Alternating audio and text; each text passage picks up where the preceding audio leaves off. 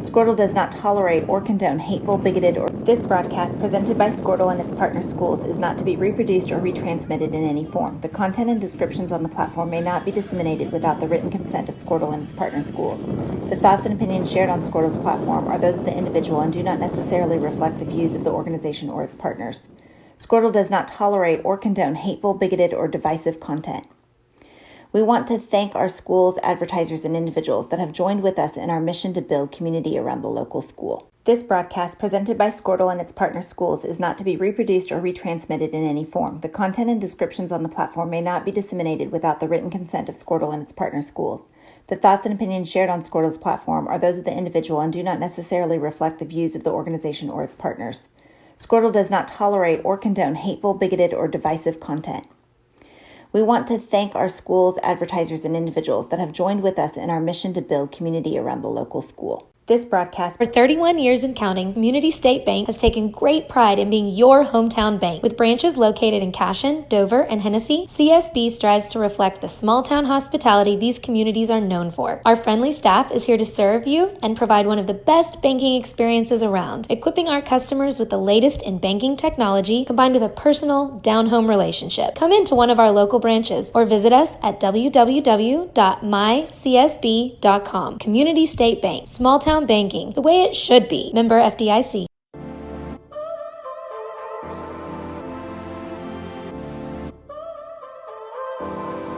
So now you're here again, knocking at my door. A little too late for, I'm sorry for. The lights went out 'cause you kept cutting the cord, and I started to fade into your gray. This is Grain and Grange Market, the coolest little boutique you've never heard of. Come see us.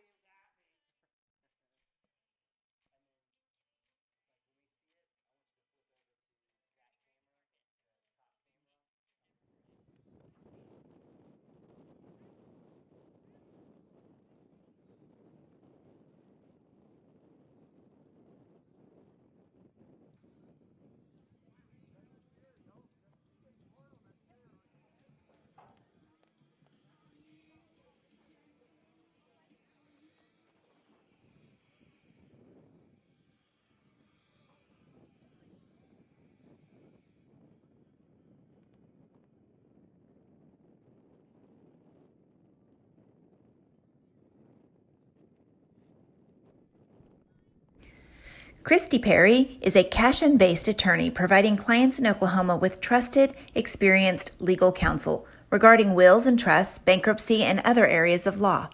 Flexible scheduling is available to discuss your options, and your first consultation is free. If you need assistance regarding a legal matter, call your local Oklahoma licensed attorney, Christy Perry, at 918-373-0882. At Maples Nixon Diesel Horse, we've helped a lot of people, and our goal was to treat each and every person like a friend. And as a friend, we've got your back, always. We understand what you're going through. Being lawyers is what we do, but it's not all that we are. We care. We'll stand beside you throughout the entire legal process, not just as lawyers, but as your friends. We are Maples Nixon Diesel Horse, and we are here to help. All right, welcome to Thomas, Oklahoma, where we have Cashion Wildcat Football 2022 live, Game 3 from Thomas, Oklahoma. I'm Neiman Abavi. Joining me up here in the palatial visitors press box at Ross Field in Thomas, Oklahoma is the greatest, the toppest, the most awesomest color guy in high school football in the state of Oklahoma, my man Chris Gibson. Chris, welcome. We got Game 3. Are you excited? I'm excited. I missed last week. I had a great little getaway with my wife. It's good. And by the way, hi, Avery and Olivia and Madeline and Ashley. I told them I would say hi to them as I was walking out the door. So hello, girls. But no, I'm glad to be back and here on site to watch some football. I did enjoy you and Chad. Silky smooth? Silky smooth. he came into the office on Tuesday, and I was like, they're trying to steal my job, man. It's a great job. And he was like, you got it. So, but I do appreciate Chad jumping in and filling in for me last week. Wasn't real happy with the way the game ended. No. I was proud of our boys for coming back. Yeah. But you always want that win.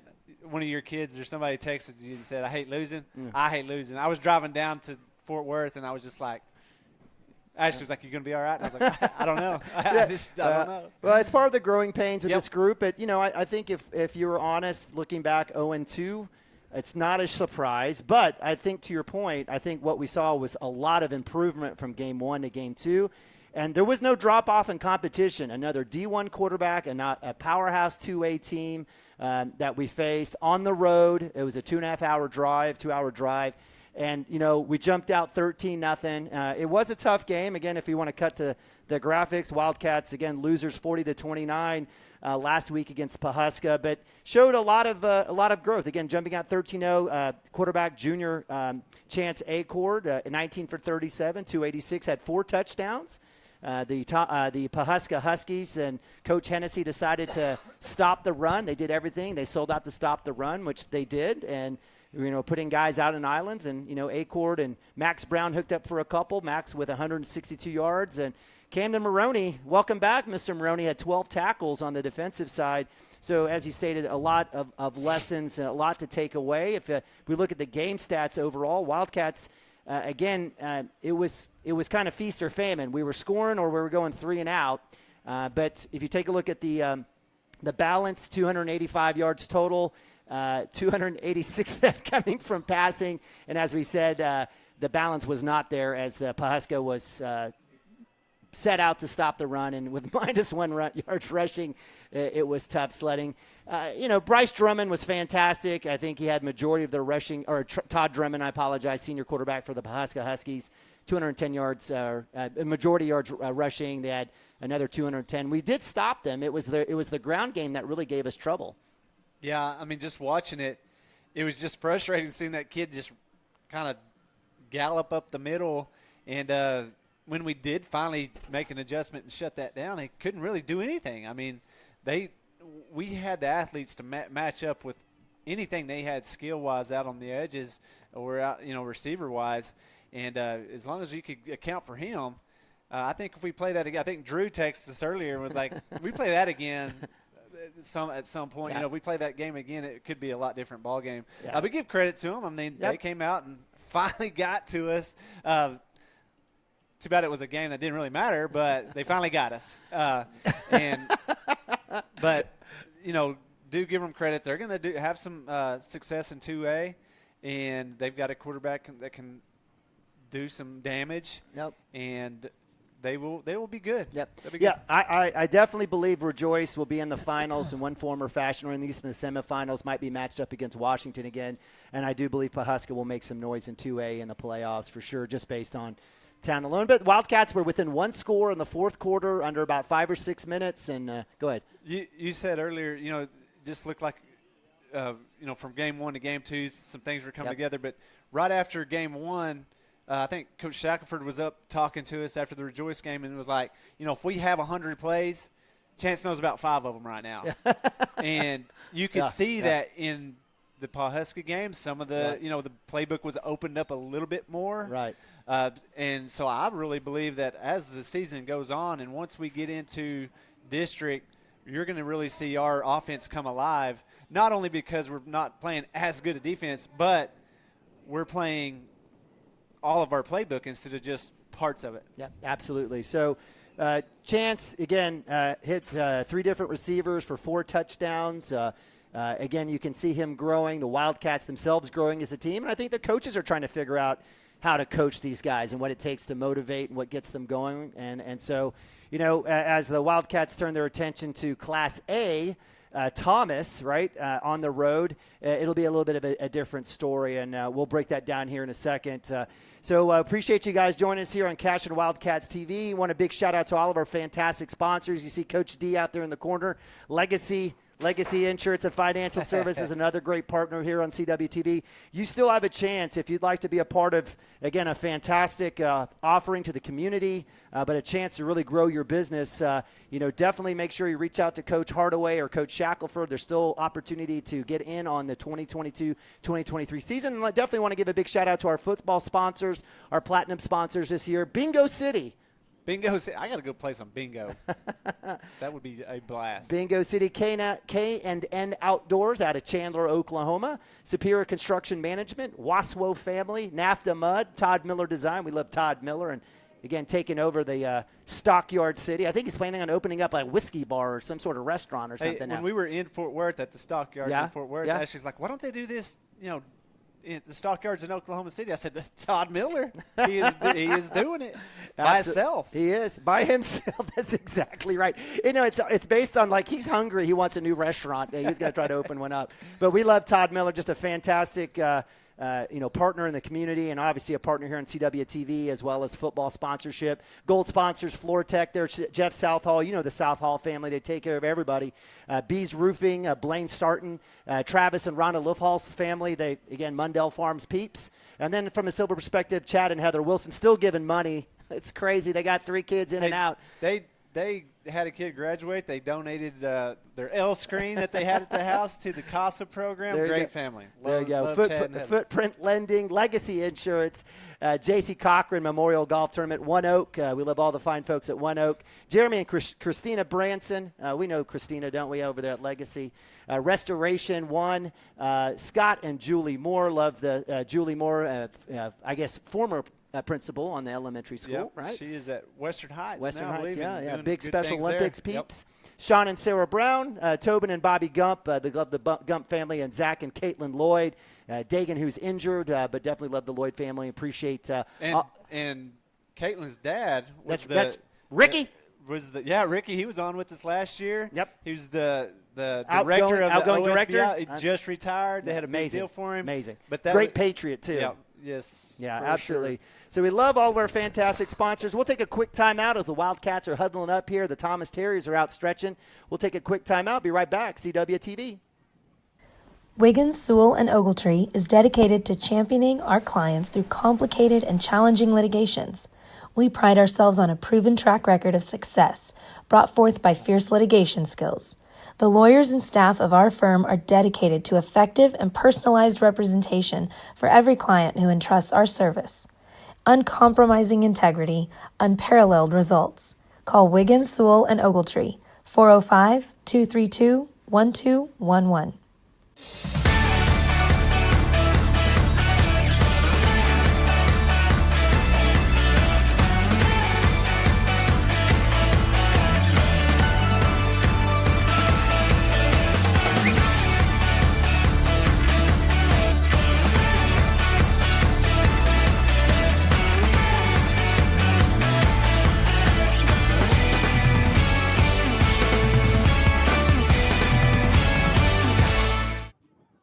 Founded by Jesse and Amy McCracken, Rural Pest Solutions is a Cashion-based, family-owned and operated company.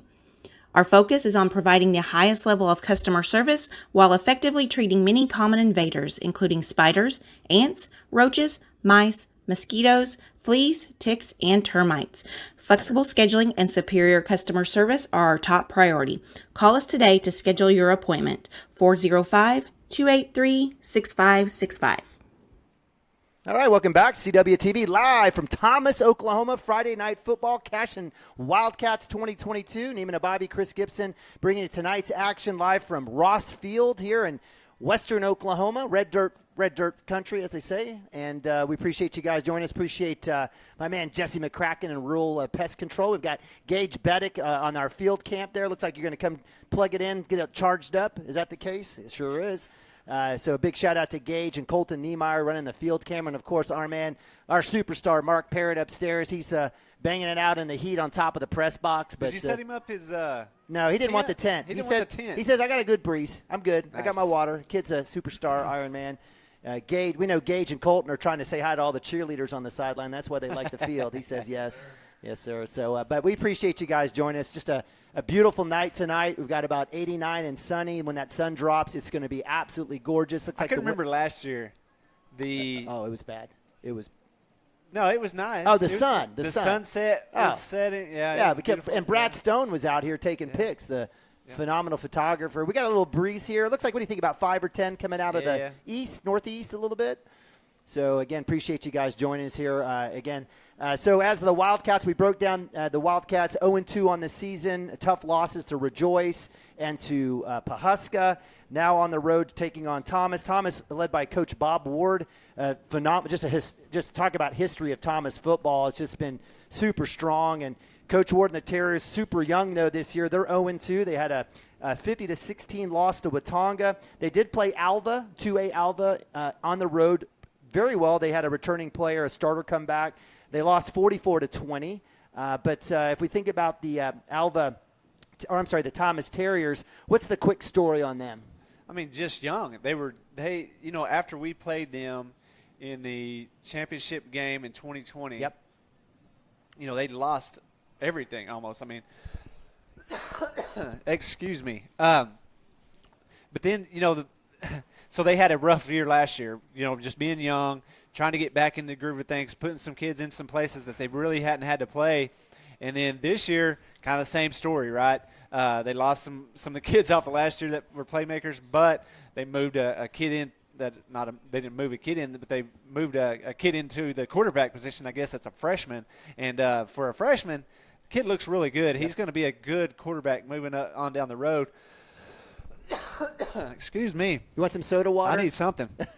But, they're still young. They're still trying to figure things out. And watching them against Alva last week, they had some glimmers of, they're good. They're well coached. They're kids that are going to go out there and try hard and play hard.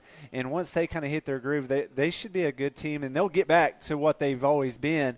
It's just going to take them a few years to kind of get there. Yeah, absolutely. Fantastic facilities here, and they absolutely love football here in Thomas, America. It's Chris figures out. Hopefully it's soda water. It's nasty, my man, but go ahead and get your drink. But we appreciate you guys joining us here, and a big shout-out again to all the folks that continue to text us and let us know if we're messing up on a commercial. You know who you are, Lee Woody and Chad Tishner. We know you. And we've got our man Drew Baker, the third head of our three-headed monster. He'll be doing pay dirt tonight. Wildcats are not on pay dirt tonight, but that's okay.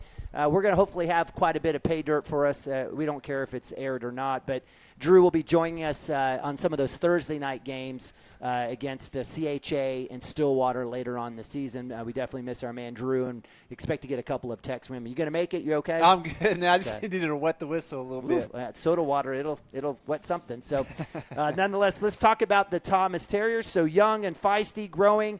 They did get better, I do agree.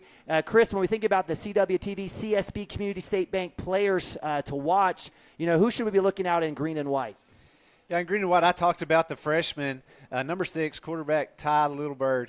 When I first started watching him, I was kind of thinking, who is this kid? I don't remember him as quarterback. I remember another kid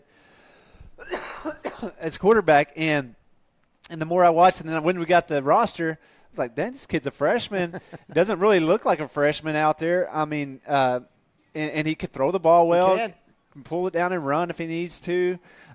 You can just tell that he is younger as the game kind of goes on. But he's a good-looking athlete. He's going to be able to really grow into that position and be a really good player for the Thomas Terriers. So he's kind of the first guy you're going to see tonight. But then number 2, wide receiver, defensive back, Owen Baldwin. Neiman, we were talking earlier, he is kind of the do-it-all. I mean, he'll line up there in the wide receiver position, but they'll run him across in jet sweeps. Yep. They will throw the ball to him deep. They'll throw it to him in bubble screens. He's really their best athlete, and they're going to try to get the ball in his hands as much as possible. And I'm sure the Cashion Wildcats know that, and they're going to be watching out and knowing where that kid is because he can hurt you. I mean, he had a big, long touchdown. He had some really good runs against Alva, and he will be a kid that you're going to want to keep an eye on. I had number 50, if you see the third player there, offensive line, defensive line, Parker Payne, highlighted, and he's just a big presence for the Thomas Terriers, but I saw him in blue jeans and his jersey just street clothes, so it doesn't look like he's going to be playing tonight, which is really going to hurt the offensive line and the he's a defensive big line. kid without pads. Yeah, without pads, he's a big he's the kid. biggest kid out there for the Thomas Terriers, and I think he has some offers to some different schools. I don't know if it's D1, but it's that next level that they have had interest in him, and that's always hurts. That always hurts when you have a kid like that not dressed out, and so you won't see him. I did have him on there, but I didn't know he was going to be in street clothes when we got here, and you hate to see that for a kid, his senior year, that's got a lot of potential. But maybe it's just something they're setting him out so he can be ready as the season goes on. Yeah, absolutely. So Thomas Terriers going through a little warm-up here. Again, watching number 6, Ty Littlebird, freshman. And certainly from a standpoint, just looking out numbers-wise, this is a little bit closer to Cashion numbers-wise than what we saw with Rejoice and with Pahuska, who basically filled out an entire half of field with warm-ups. But these two teams have a lot of history. The Wildcats losing a state title game to Thomas Terriers under Matt Harmon. That was back in, golly, I want to say 2013, maybe. Yeah, I think so. And that game was played in Enid. Wildcats basically, I don't want to say had no business being in the championship game, but they were patchwork, about 22 kids going out there.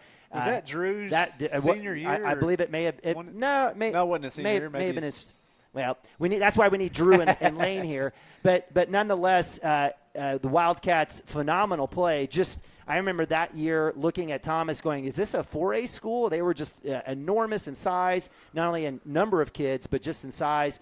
And they kind of beat our brains in. But we got a little revenge back in 2020. And that was a talented team with Aiden Kelly among some other folks. So the Wildcats and Thomas Terriers have gone back and forth. We were talking about even in basketball, they share the same conference. Maybe not moving forward, but nonetheless, there's history. And I think there's some good mutual respect between the two teams as they both have done very well over the last 10 to 15 years. Little fact for you, Chad Tishner and Coach Ward were roommates at one point. At Carl Albert? I think so. They played a little baseball? I don't know if they were – was it baseball? Well, no. I thought Chad played baseball. He and also Dirk Fippen, I think, were all there at the same time. I just know I was talking to him today, and he said we were roommates at one point. Okay. I said, all right. Very nice. It's 3 degrees of separation from Chad Tishner. That's right. But we appreciate it. Again, it's a beautiful night, and again, big thanks to the administration here at Thomas for allowing us. They have their own Thomas Terrier TV. It's not a Squirtle family TV, but Squirtle family is definitely the big family of streaming sports here in the state of Oklahoma. Well over, I think, 70 to 80 schools now across the state. Don't quote me on that one. I know it's a lot. And certainly we're proud and very happy to be a part of that Squirtle family. One of their flagship stations. We've had close to 500,000 folks over the last 3 years. We're in year 4 going on. And I think we just lost our camera as the extension cord just dropped. So we'll have to figure that out. Not sure what's going on upstairs.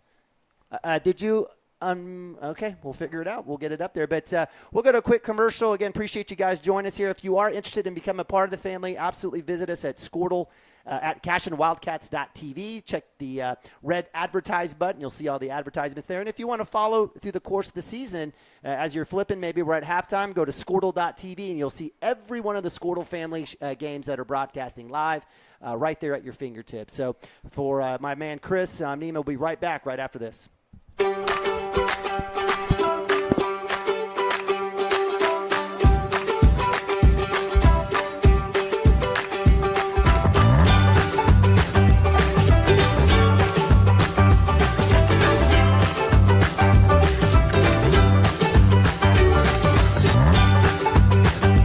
Stream with Oklahoma's #1 high school streaming service, Squirtle.tv. Find out more at Squirtle.com/stream.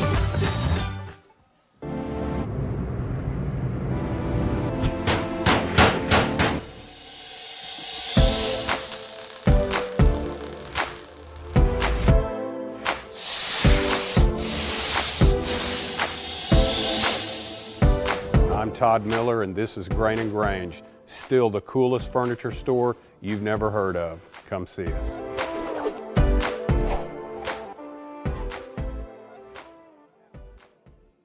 Legacy Insurance and Financial Services is proud to be on Main Street in Cashion, Oklahoma, supporting our Wildcats while riding business throughout Oklahoma and surrounding states. Legacy agents who share over 40 years of experience will shop many carriers to fulfill all of your insurance and investment needs. We welcome face-to-face meetings, but if your needs require an online virtual relationship, we are versed at those too. Let the team of Chris Gibson, Chris Cochran, Aaron Phoenix, and Christina Branson at Legacy Insurance and Financial Services help you build your own legacy, one you will be proud to live and to leave. At Water Heater Man, we specialize in repairing and replacing all water heaters. We service the OKC Metro and surrounding towns with fast, reliable service. We keep our vans fully stocked with essential parts needed for basic repairs, and new tanks are always on the vans ready to go. We offer free estimates on all jobs with financing options available. We match manufacturer's warranty for all newly replaced water heaters. We'll get your water heater back up and running as fast as possible so you don't have to put your life on hold waiting for service. Give us a call today, 405-844-TANK. That's 405-844-8265. Go Wildcats!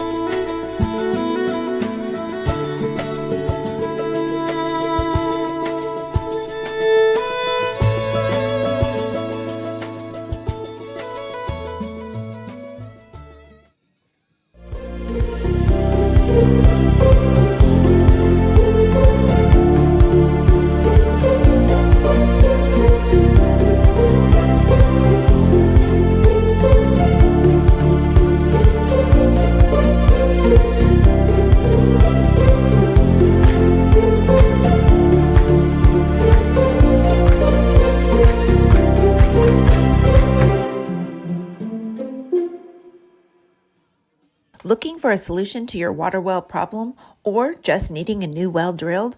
Western Drilling does water well drilling and repair. They are experts in pumping system installation, troubleshooting, and repair. Western Drilling works with domestic, ag, and irrigation wells. Give them a call today and explore all the solutions. Western Drilling supports Cashion High School. Go Wildcats! All right, welcome back. Cashion Wildcats TV, live from Thomas, Oklahoma, Ross Field, where we have Friday Night Lights. This is the Cashion Wildcats 2022 taking on the Thomas Terriers. It's Neiman Abavi, Chris Gibson bringing tonight's action. Appreciate you guys joining us here like you do every single Friday. I got to say hi to Avery and Olivia and Madeline again. Ashley said they missed it a while ago and they were not happy. So, hi, girls. All right. You got to take care of the fam. That's right. Always a family over everything. Again, appreciate you guys joining us here as the Wildcats 0-2, led by Coach Shackelford, taking on the 0-2 Thomas Terriers, led by Coach Bob Ward. Wildcats winning here last year 47-0, but that was last year's team. And both teams still a little different, newer faces. Chris walked through and talked through some of the key players to watch, including freshman number 6, Ty Littlebird, the quarterback here for the Thomas Terriers. And Wildcats, we've got some new faces as well, Chance Acord. And as we think about the starting lineup surrounding Chance Acord, it's been kind of running back by committee. We've seen senior Jake Branson. We've seen juniors Nathan Abavi as well as Cooper Frazee, a little bit of Max Brown, and a little bit of senior Camden Maroney. I guess, it's going to be half through committee right now, I guess, as we speak, right? I mean, they still haven't settled in on even a starting running back. Yeah, I think they just kind of move the kids around to fit them into kind of what they're looking at for that particular drive, what they're doing on the next play even. I mean, it's just kind of there's nobody like we've always had. Like we've had Nick last year that you knew you were going to see Nick in the backfield. Right. The year before that, you knew you were going to see Caden Harrell back there. Yep. And this year we just don't have that kid yet that has kind of separated himself out, or maybe they're not even looking to have a kid separate themselves. Maybe they just want to be able to move those parts around where they need them for that next play or what they're trying to accomplish on that particular play.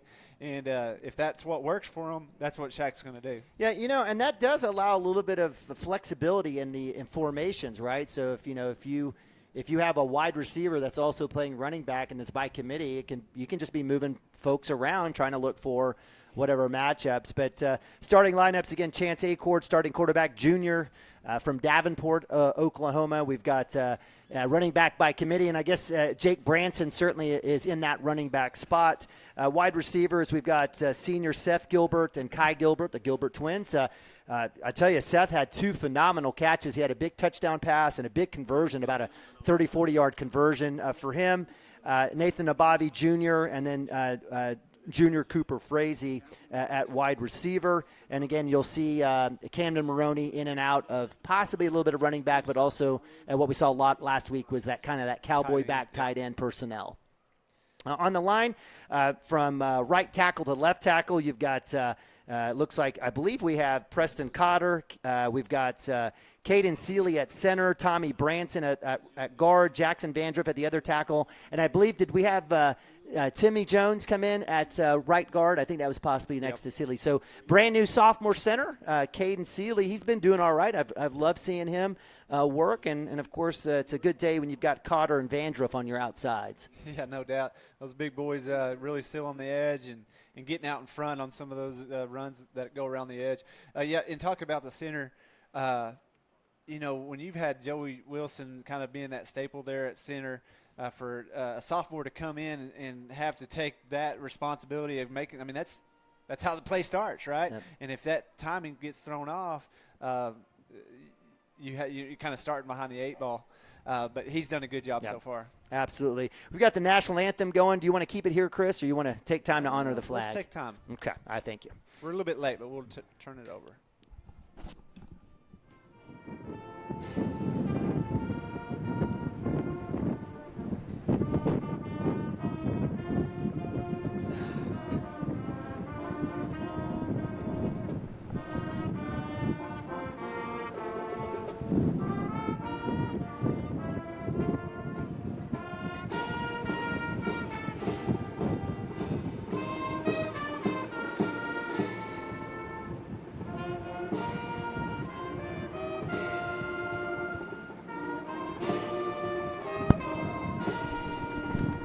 All right, God bless America, the greatest country in the entire galaxy and universe. So blessed to be living here in the United States, and super blessed to be living here in northwestern Oklahoma, where life is good and the people are nice. I tell you what, except maybe on the football field, I guess.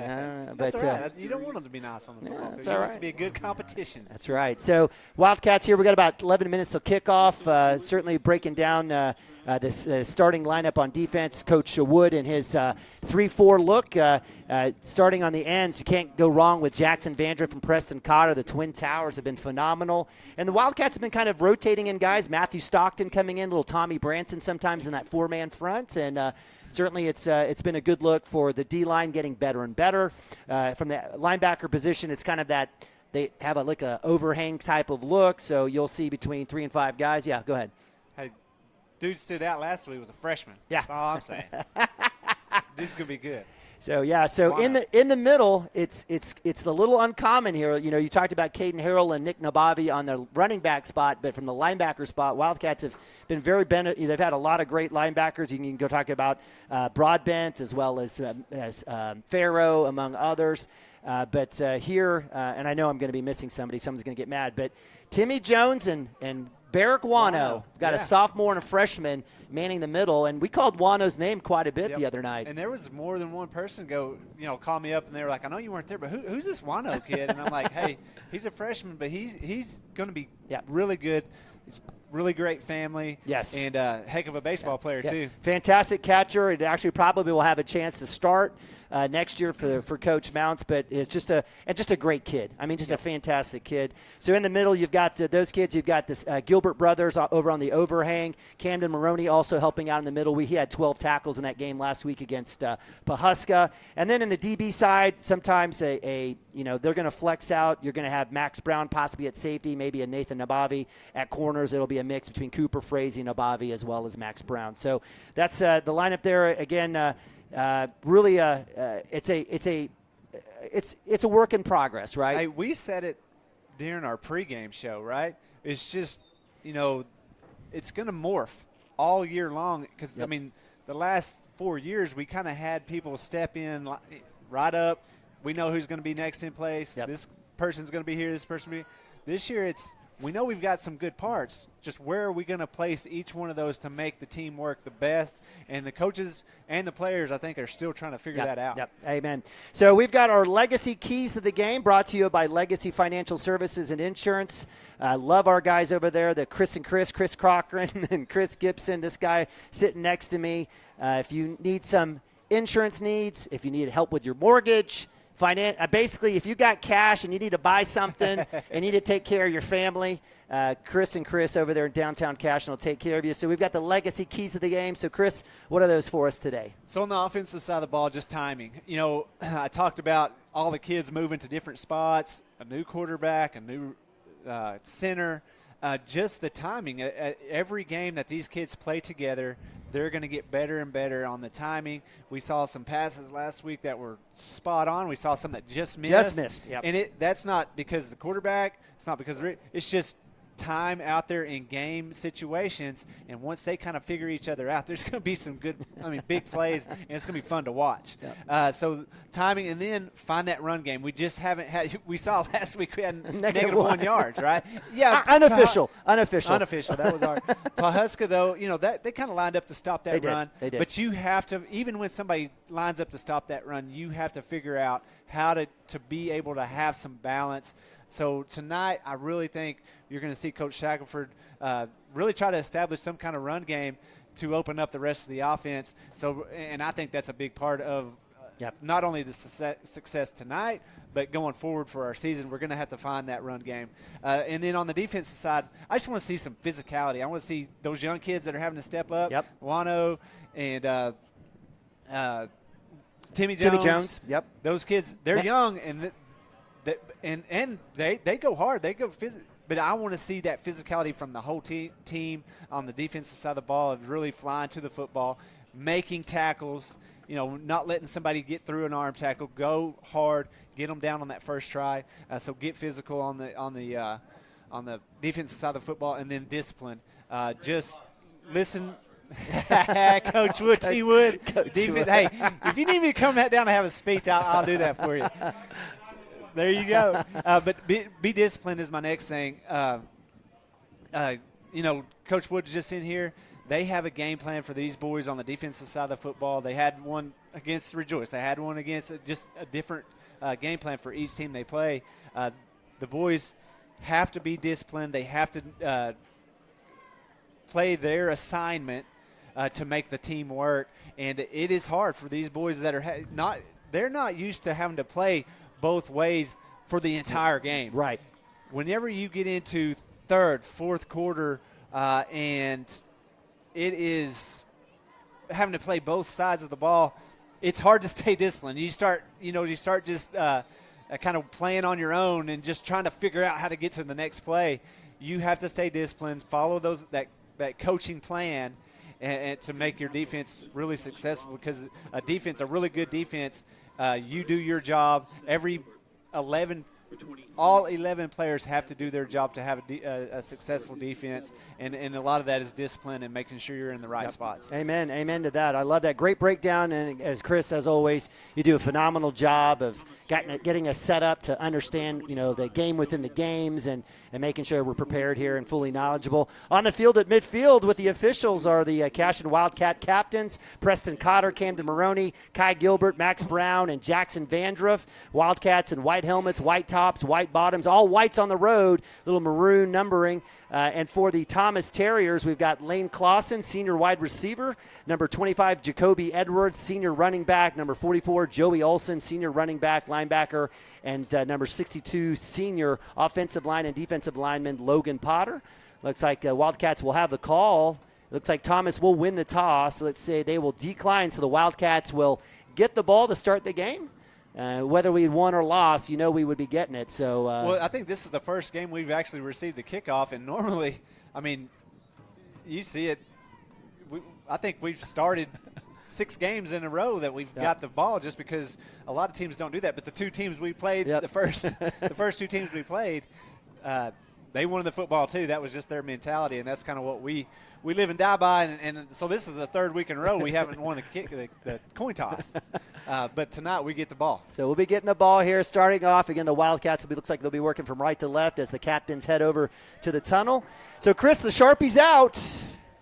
It's been a tough season so far, but let's get one that we know will stick here. What's your Chris's prediction for Wildcats versus the Terriers? I've had I don't know how many people call me or just run into me and say, "What's going on with Cashion Wildcats? 0-2." And I'm like, "Did you watch the teams we played? We'll be okay." Because they're thinking, "Are we gonna how are we gonna do against Thomas tonight? Is it gonna be close? Is Thomas good?"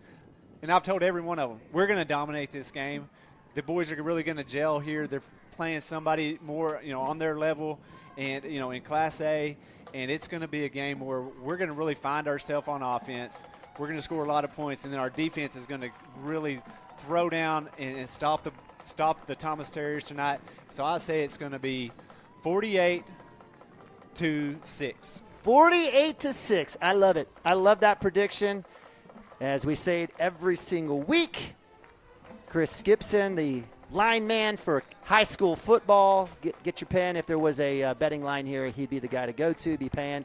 Wildcats on the field, 48-6. And, again, big shout-out. What do we say about our officials? Even though this is Cashion Wildcats Homer Television, we're not going to agree with every call, but what do we say, Chris? We are Homer TV, and we're not always going to agree with officials, but – without these guys that give their time and effort every single Friday night, we could not play these football games. We appreciate the heck out of these officials. And, I always say it. If you don't agree with those calls and you think that strongly about it, right, get out there and call the OSSAA. Find out how you can get out there on the field and put on the white and black stripes, and they'll take you on at any time. So, we appreciate these guys, and we try to say it every week. We appreciate them getting out there and really being able to help us have a football game tonight. Yeah, absolutely. And again, it's nothing personal. We don't have to agree, but we don't think anyone's being malicious. But nonetheless, we can't do it without him. And it's a big thanks.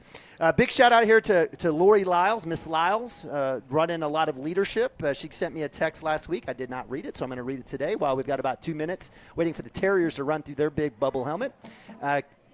We have homecoming coming up, and so that will be here in a few weeks as we take on Watonga, I believe. Or is it Minko? Maybe it's Minko. Minko. Yep. Is it Minko? No, it's not Minko. Minko's on the red. Is it Minko? Miss Lyles, send me the date on that one. But nonetheless, congratulations to our 2022 football homecoming court. Ella Sunken, Avery Cotter, Taylor Rouse, Bella Butler, Madison Westerhoff, Max Brown, Seth Gilbert, Jackson Vandriff, Camden Maroney, and Preston Cotter. Homecoming parade will be September 29th. There you go. Vendors open at 5:30, parade at 6:30, pep assembly immediately to follow. Powder Puff will be September 27th. We're going to try to get that aired on Cashion Wildcats TV I heard as well. that there's going to be a big Powder Puff draft. Yes, nice. There will be a draft. Yeah, absolutely. Like it. Again, appreciate you guys joining us here. Beautiful night. My man, big shout out to Chris. Chris does a lot of stuff for us here. He always likes to brag about me, but Chris is running our board, doing the production, running the audio. I get to stand up here with my Sharpie pen and my piece of paper and scream and shout. Chris does a great job for us. So, Chris, you did a phenomenal job giving me thanks at one point. I'm going to do the same for you. And, again, we don't do this for a paycheck. We do this because we love this community and we love these kids. And it's hard not to get excited. And so we feel every Friday night or every game day we're blessed to be a part of this process. Oh, no doubt. Getting to really put a spotlight on the kids that put in all the hard work, that's just a great feeling, and I'm glad to be a part of it. And for all those grandmas and grandpas and family members that can't make it, we are glad we can do this and put a product out there that you can be proud of. And free of charge. Free of charge. Free of charge. Free of charge. Yeah, in fact, do not pay to watch Cashion football or basketball. Right. Do not pay. Unless it's the state championship game, do not pay. So if there's a streaming service out there that's asking you to submit, enroll, pay, don't do it. If you can't find it on CashionWildcats.tv or Squirtle.tv, it ain't the real thing. And don't fall for that stuff on the websites. Our man Brad Stone's out here with his gajillion-dollar I think he can see Mars with that camera. That is a massive lens. It absolutely is. Wildcats out to receive. It looks like we've got onside look here. We've got about 6 guys on the front line. Well, watching Thomas's film, did they kick off deep one time? It seemed like they kicked off, did a little onside about every single time that they had a chance to line up and kick the ball off. So that'll be number 35, Isaac Miller, the junior here for the Thomas Terriers. Again, in all green helmets, green tops, green bottoms, little white trim, white numbers. Little Texas Tech TT here for the Terriers on the logo. And on the far side of the field, we have Max Brown and Cooper Frazee. Seth Gilbert sitting here right around the 40-yard line. So we'll see what happens here, as we do have an angle kick here by Isaac Miller. Front line is ready to go. And we have a big kick. Max Brown right at the 20, right off his helmet.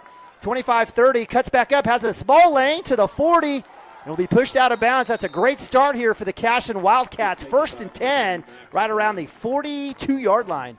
Yeah, that time he just kind of bounced off of Max's hands as he went to catch it, but he recovered quickly, got the ball and got up the field for a good return. Cashion starting at their own 41-yard line, and good field position for our first offensive possession. So 11 personnel here for the Wildcats. Maroney in that cowboy back, and it's Nathan Nabavi, the junior, in pistol behind Chance Acord. Max Brown aced out by himself up top. There will be a give inside to Nabavi. He'll go left side. He's got a nice block. Try to break a tackle. Gets a little bit of yards, but give credit to number 25. That's going to be your man, Jacoby Edwards, running back linebacker with tackle. Be a gain of about 3 here for the Wildcats, so 2nd and 7, 11:38. Another give to Nabavi. He works back the right side, cuts back inside, weaving through, and that'll be enough for a first down. It looks like you do have Dagan Lloyd in there. He is kind of limping around, but he is he did get the start tonight on the offensive line. Little hurry up here for the Wildcats. High snap. Acord look back to the side.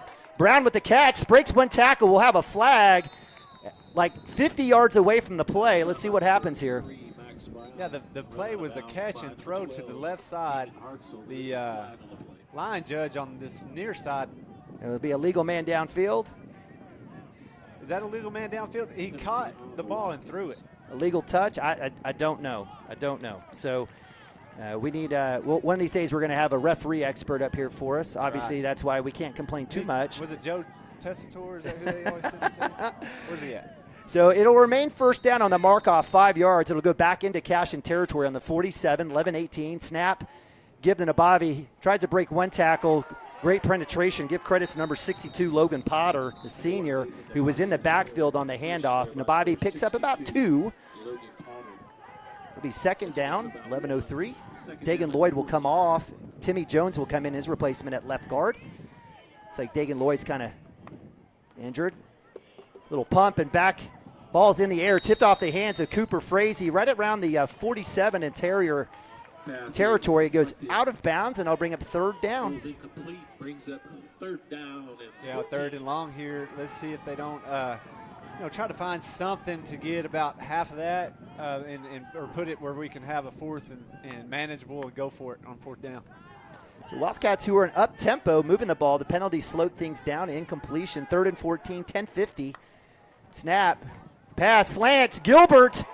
And that'll be enough for the first down as Seth Gilbert, first catch of the night, is good for a first down.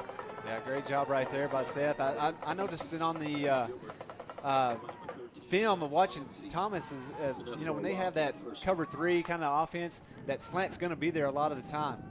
Nabavi drops his pads, doesn't get anywhere. Number 20, Traylon Poole, the junior, with the tackle there, solo tackle. That's a short gain of about 1. It'll bring out 2nd down and 8. Actually 2. They give him 2 here, 10:27. Wildcats interior Terrier territory, right around the 34. Little hurry up here for Shackelford and the bunch. Another give to Nabavi. Nice cut back to the left. Has a hole, spins forward. And that'll be a gain of about 5. What looked like could have been a loss. Brings up 3rd and manageable. Yeah, we talked about finding that run game, and you see it here early. Coach Shackelford is running between the tackles with Nathan. Another snap, another handoff. Nabavi left side finds a small hole. That'll be a first down. So Nathan Nabavi, who has about, 50 pounds less than his backpack brother, Nick Nabavi, but still figuring out a little bit more shifty. Yeah, and you're seeing right there, you saw Vandorf kind of pull and really be able to find a hole for Nathan. Nice slant going back to the well again with Gilbert. Hurry up.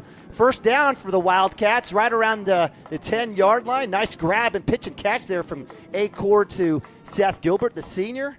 It's pistol formation for the Wildcats, 2x2. Another give to Nabavi. He'll cut back. Has a lane right around the official. He's the end. Touchdown. Cashion Wildcats. Nathan Nabavi, 10-yard run. Yeah, that time you saw those two big boys of Cotter and Vanderf really smashed that right side, and everybody kind of went that way, and Nathan did a great job of cutting back behind, cut back lane to the end zone. Had to dodge the official there, but wound up getting in the end zone. Great run by Nathan Nabavi. All right, Wildcats draw first blood here. 6-0 on the kick. Or on the hold is Cooper Frazee. Kicking is Chandler Christensen.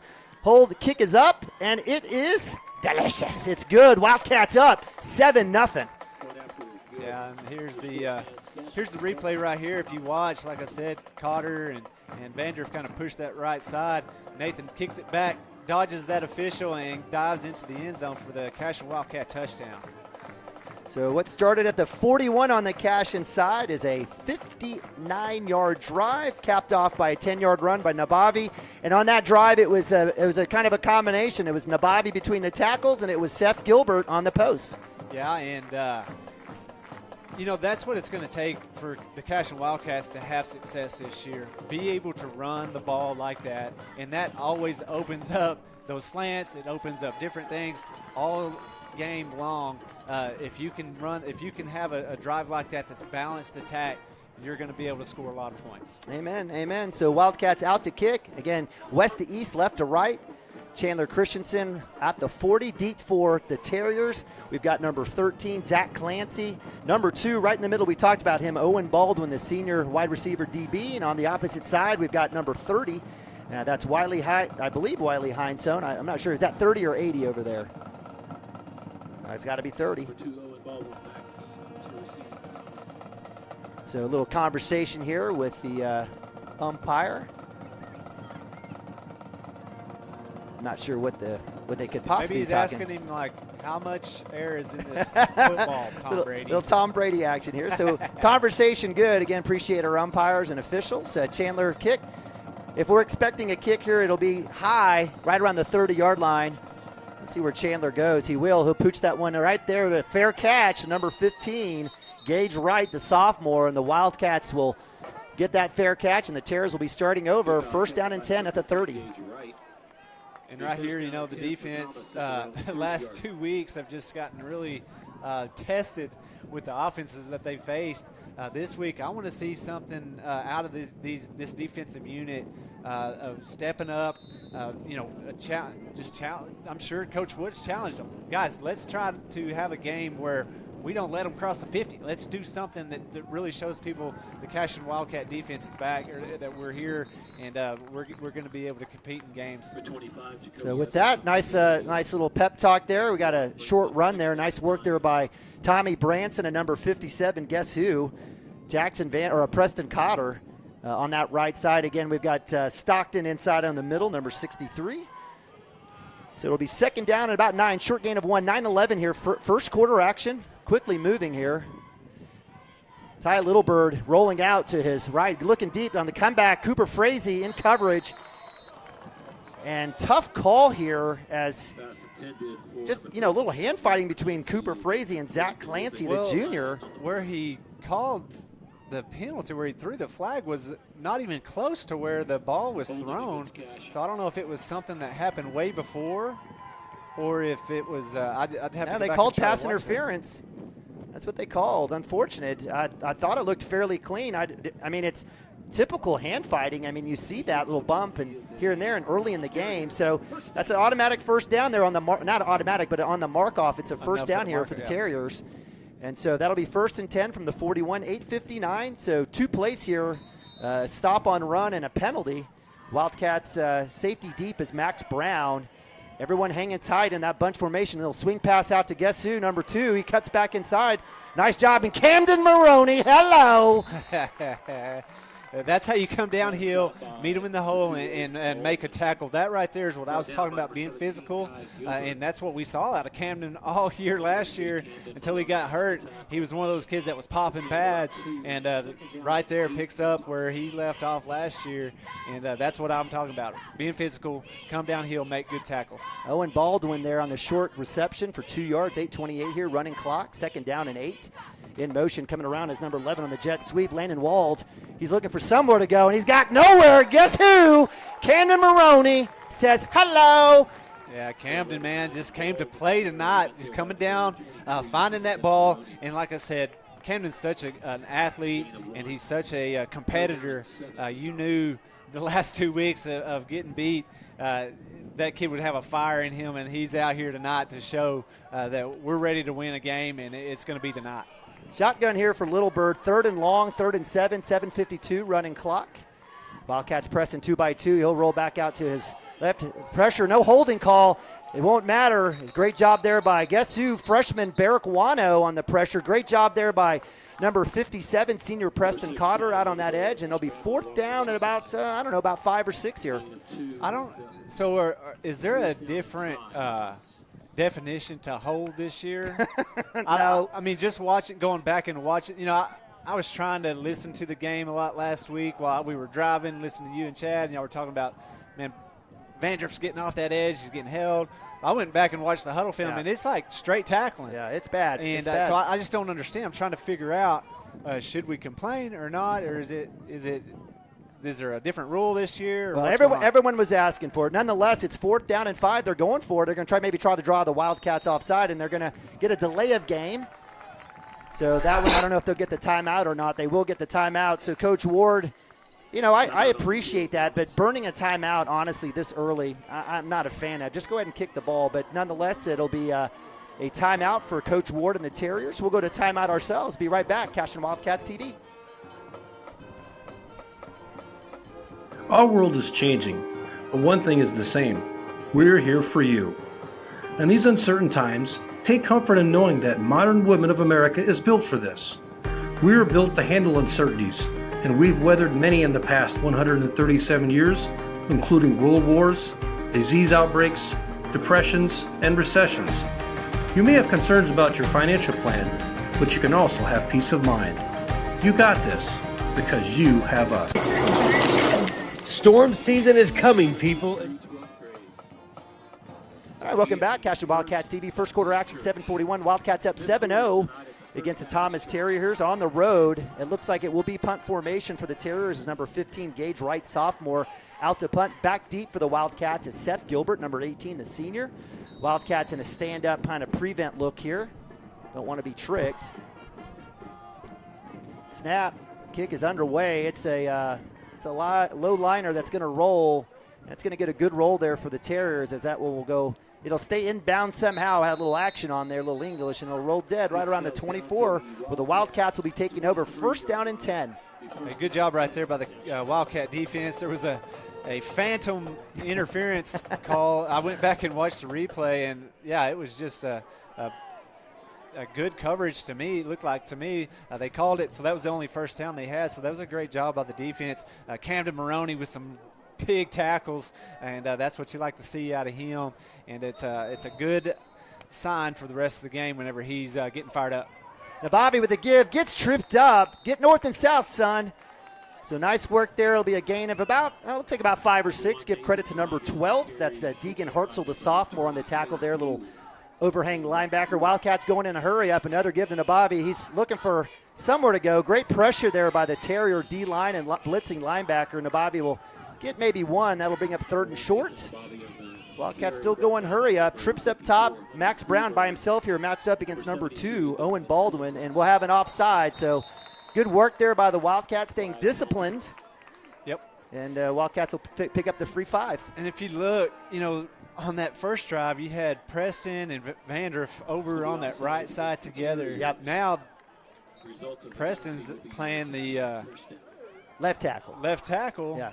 But he's playing left guard. Left guard, yeah. In fact, Vandriff is at left guard as well. So there may right be guard. Yeah. Right guard, yeah. So they're just moving kids around and really trying to Deep ball. See what works. Brown, tiptoe out of on the bounds. sideline, just out of bounds. So great catch and concentration by Max Brown going up against number 2.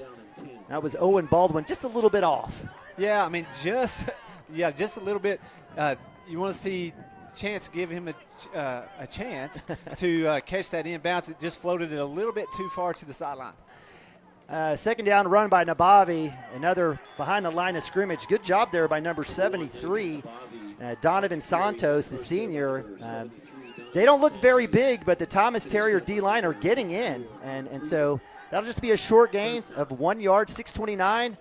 Chance looking back to his left, finds Brown on the tunnel, or actually Cooper Frazee coming all the way across. Get across the line. First down marker. Cooper looking for the blocks. And so that'll bring up 4th and 1. Nice little catch and run there by Frazee. Just needed a little bit of extra. No stall here. Wildcats will give it to Nabavi. He'll cut forward. He'll bounce forward, and that'll be a first down. Yeah, good hard run there by Nabavi. Had Preston there really pushing forward to get that first down. Good job by those boys up front to get a push and get Nathan across the first down marker. 1st and 10. Another give to Nabavi. He's going to cut back inside. Nice find. Dragging a few guys forward. So good work. And again, number 73 for the Terriers, Donovan Santos in the backfield, making Nabavi cut back inside. A big gain of about 4 here. 2nd and 6 here, 5:45, and we'll have a timeout by the Terriers. They've had enough of this fast-paced Wildcat offense. I tell you what, we talked about timing and getting things down. It's not easy to run plays that fast. Right. You can tell that these boys have worked hard in practice to really, for one, to be conditioned to go hard every single play, get up, get back in spot, and go that quickly. Man, it's been pretty impressive to see that line to be able to jump up, get back, and then execute. Yeah, it's a great point, Chris. And, we had talked about the fatigue level after game 1, and the, coach was not pleased with the team's, I don't know, their just their stamina and their toughness through all 4 quarters. We saw them gassed and cramping. Yeah, I'll get the scoreboard taken care of. We'll get that taken care of here. It is 7-0. No worries, folks. We'll get that taken care of at the timeout. Appreciate you guys letting us know. Sometimes things are – we got little gremlins in the laptop every once in a while. But Wildcats here out of the timeout. That's the second timeout by the Terriers. They've got one left for Coach Ward here. 5:44 left, first quarter. Wildcats in the pistol. And guess who? Jake Branson giving Nabavi a spell here at tailback. You'll get a chance. A little ball fake, a little play action. Going deep over the middle. Had Gilbert wide open on the underside. Deep safety help, number 13, was Zach Clancy for the Thomas Terriers. Let's see if Shaq doesn't see that, and you want to maybe do a deep banana there to the sideline, yeah. and that's a huge open area 20 yards down the field. See if he doesn't take advantage of that later on down the game. Wildcats replace Branson with Nabavi in the backfield in the pistol, 2x2, Acord and shotgun. Blitz showing here by the Terriers. They come up the middle. Acord back to pass, takes his time, works back out the right side of the pocket. Plenty of time. He's going to keep it. He's going to drop his shoulder. He'll get a couple yards here. He definitely had Cooper Frazee coming back in across the middle, but had already committed to run. So that'll be 4th down, 5:28 here and about 5 yards. 2 yards, 3 yards. Wildcats converting on a couple of 4th downs already. This one on the Terrier side of the field on the 49, 2x2 again, same formation. I got to believe another pass here. See what happens for the Wildcats. Snap, high snap, ball fake, inside slant. It's right there. Max Brown with the catch, and we'll have a flag here.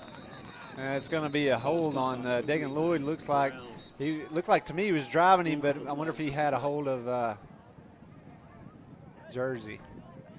Now we're going to have a illegal man downfield. So that's the second one of the game. So how many yards can you go downfield? 5. I think it's 5 yards. Well, he was only about 3 yards where he was driving him, so I'm not sure how that was illegal man downfield. But so that negates the fantastic catch there on the tunnel route on the opposite side of the field to Max Brown, who would have picked up the first down. That'll be a 5-yard mark off. So with 5:21, it'll be 4th and 10 back on the Cashion side, and that'll be a free 5. So the Wildcats get it back again. So a little back and forth between the two teams. Offsides against Thomas. Yeah, just. And that one will go against Donovan Santos. We've called his name. He's been causing a lot of havoc in the backfield for the Terriers. Free 5 will make it 4th and manageable, 4th and 5. Still going for it here. Nabavi in the pistol, 2x2. Acord will get the play call here. Looks like on the left side. Snap. Back to Gilbert. Gilbert will look for that screen. He gets a great block fantastic block by Vandruff, but will fall forward and it won't be enough, so it'll be a turnover of downs for the Wildcats. Yeah, I give credit to 20. I guess Trayton Poole came up and just made a pile there and was enough to trip up. So the Wildcats turnover of downs on their second possession. We'll give it back to the Terriers on the Terrier side at the Thomas 47. Wildcats, again, big penalty, legal man downfield call that negated a big first down. So 1st and 10, 5:14, Wildcats up 7-0. Single back set next to Ty Littlebird. He'll take the snap, looking to pass right side, going back to left, wide open. Max Brown on the missed tackle. Cooper Frazee coming back, got to hang on, and that'll be a big first down and a big play there for the Terriers. Yeah, and that time just a good 3-step drop and find a guy in an opening, and that zone kind of defense that we had playing there, they found a little opening. Just Max didn't get over there in time. You want to see that next time happen. Max be able to get over there and pick that off when the ball's in the air. So ball to the 19, 4:59 in motion is number 2. We've called his name, Owen Baldwin. They'll come back to him out the outside. Vandruff in pursuit, nowhere to go. Nabavi and Vandruff with the tackle, and that'll be a TFL for the Wildcats. Yeah, good job by Vandruff out there chasing him down, and tried to kind of put a move on Vandruff, and Vandruff just put those long go-go gadget arms out there and sucked him in, and with nowhere to go. So that'll be a big loss. It lost at just 5. It felt like a million miles. It'll be 2nd and 15, ball on the 24, 4:26 running clock. Shotgun again. Number 25, Jacoby Edwards, a senior next to Little Bird. In motion again now is Owen Baldwin. They'll get back inside and nowhere to go. Tommy Branson on the initial stop. A little gang tackle there for the Wildcats. Is looks like Timmy Jones, a sophomore, coming in, as well as it may have been was that Camden Maroney as well. So nice work there by the Wildcats. Another TFL, or at least to the line of scrimmage. 3rd and 15, 3:57 first quarter. And that no gain there by Jacoby Edwards. He finds himself left of Little Bird. We've got number 13, Zach Clancy, and Owen Baldwin here on the left side. We've got Frazee and Gilbert matched up. We'll see if that's where Little Bird will go.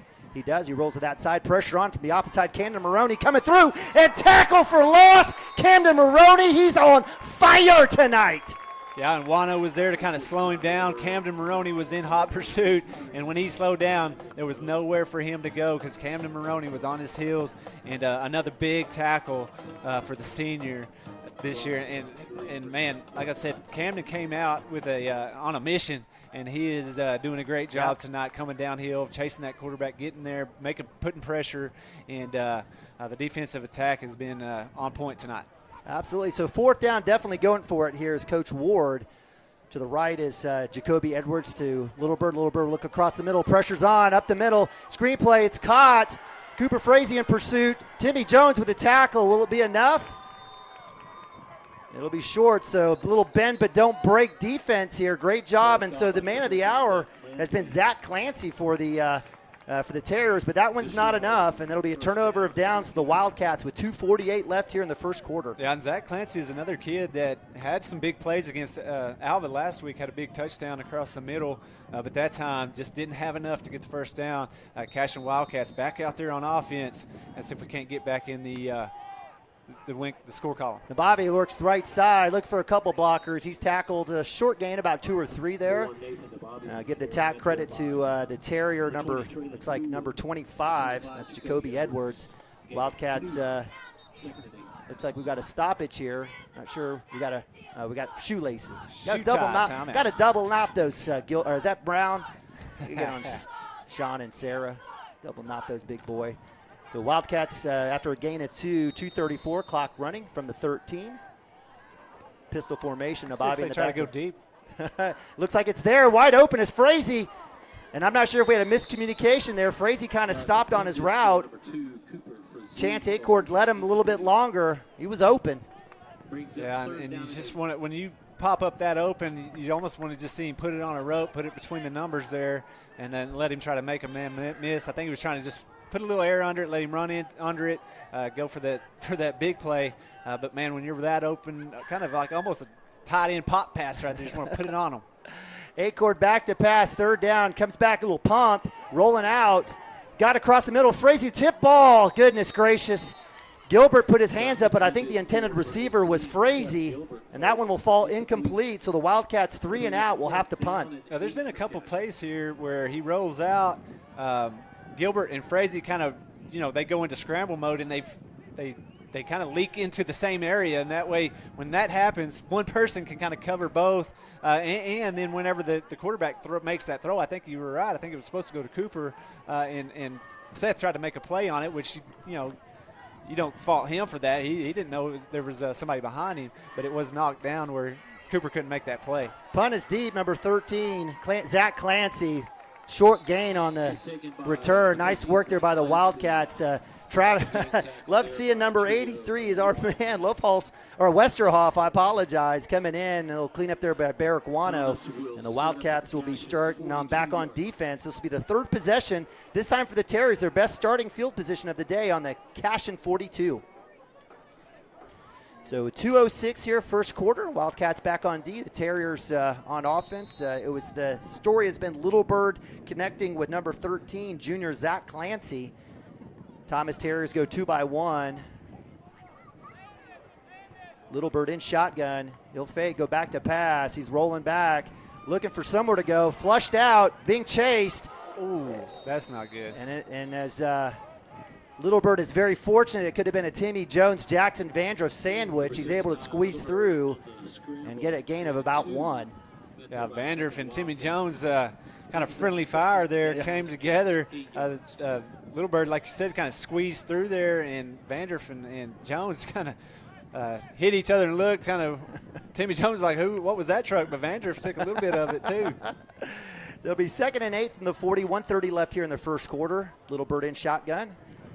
He'll be handing it off out to the edge, nowhere to go, and that's a TFL, Jackson Vandross. He just breezed on the guy, and they fall down. Yeah, the kid tried to cut underneath Vandross, and Vandross was just a big enough presence there as the kid tried to go through, put his arm out there, got him to the ground for the tackle for loss. Yeah, so with that, that'll bring up another tackle for loss, another negative play, 3rd and 12 here. Minute 2 left for the Thomas Terriers, all the way back to the Cashion 44-yard line. In motion is Baldwin. He'll curl back around. Pressure's on up the middle. Flushed out, throw the ball. Is that across the line of scrimmage? I guess it was not. And Ty Littlebird takes the brunt of it, but gets rid of it. Nice job there by the freshman. And guess who? He finds Zach Clancy. Cooper Frazee on the tackle, and that'll bring up 4th and very manageable here for the Terriers. Yeah, I was thinking he was past the line of scrimmage, but yeah, he pulled it up and threw it just in the nick of time. It was close. 4th and 3, 21 seconds, running clock, first quarter. Big play here for the Terriers. Press defense for the Wildcats. Handoff inside. There's a hole, and that'll be enough for the first down. So give credit to the Terriers converting on that 3rd and long.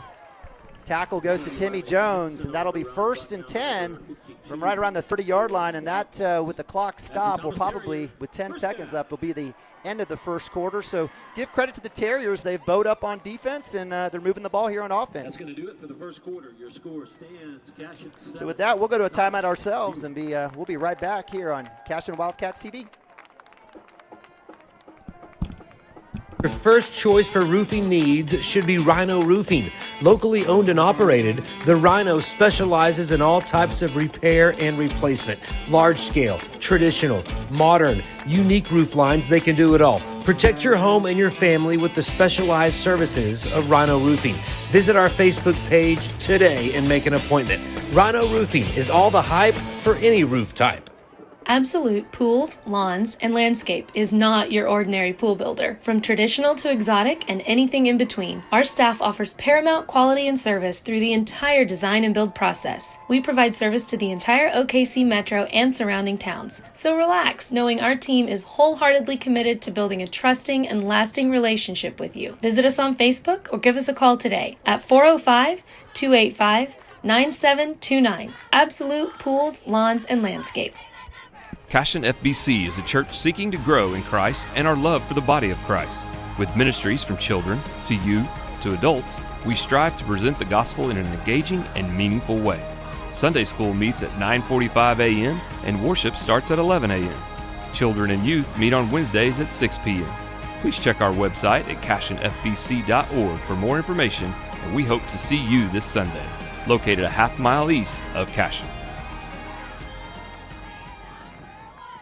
All right, welcome back. Second quarter action about to start. Wildcats up 7-0. It's the Terriers that are driving on the Cashion 30. First down and 10 for Little Bird and the Terriers.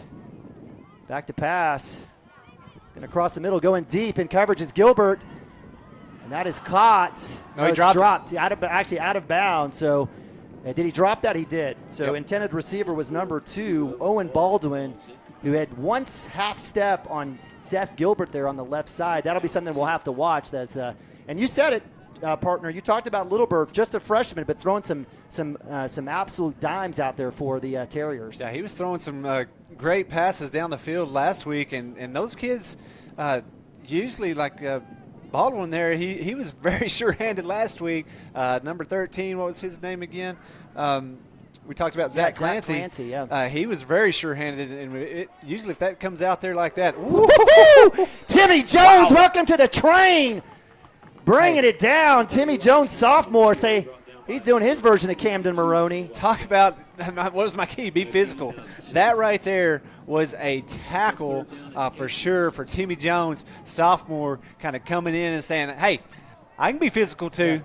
Call me out, Chris Gibson. Say I need to be more physical. Bring it. Let's do this. And he did. So that'll bring up a short gain. It'll be 3rd and 8 here for the Terriers. Obviously 4-down territory inside Cashion. Back to pass, flushed out, swing pass out to Holcomb. Jones in pursuit. We're actually going to have a flag here. Nabavi looks like we'll have the tackle. Is going to get helped out by Cooper Frazee. Are we going to have a legal man downfield on this call? I didn't see anybody illegal. We didn't see him on the other 2 plays, but we might get it here this time again. That was a looked like a backwards pass to me. So if that was a backwards pass, we had false start. So a legal procedure of some sort. So that'll move it back 5. It'll be a redown. I want to say it looked a little forward, but okay. But I just wanted to see another illegal man downfield call on this side. In fact.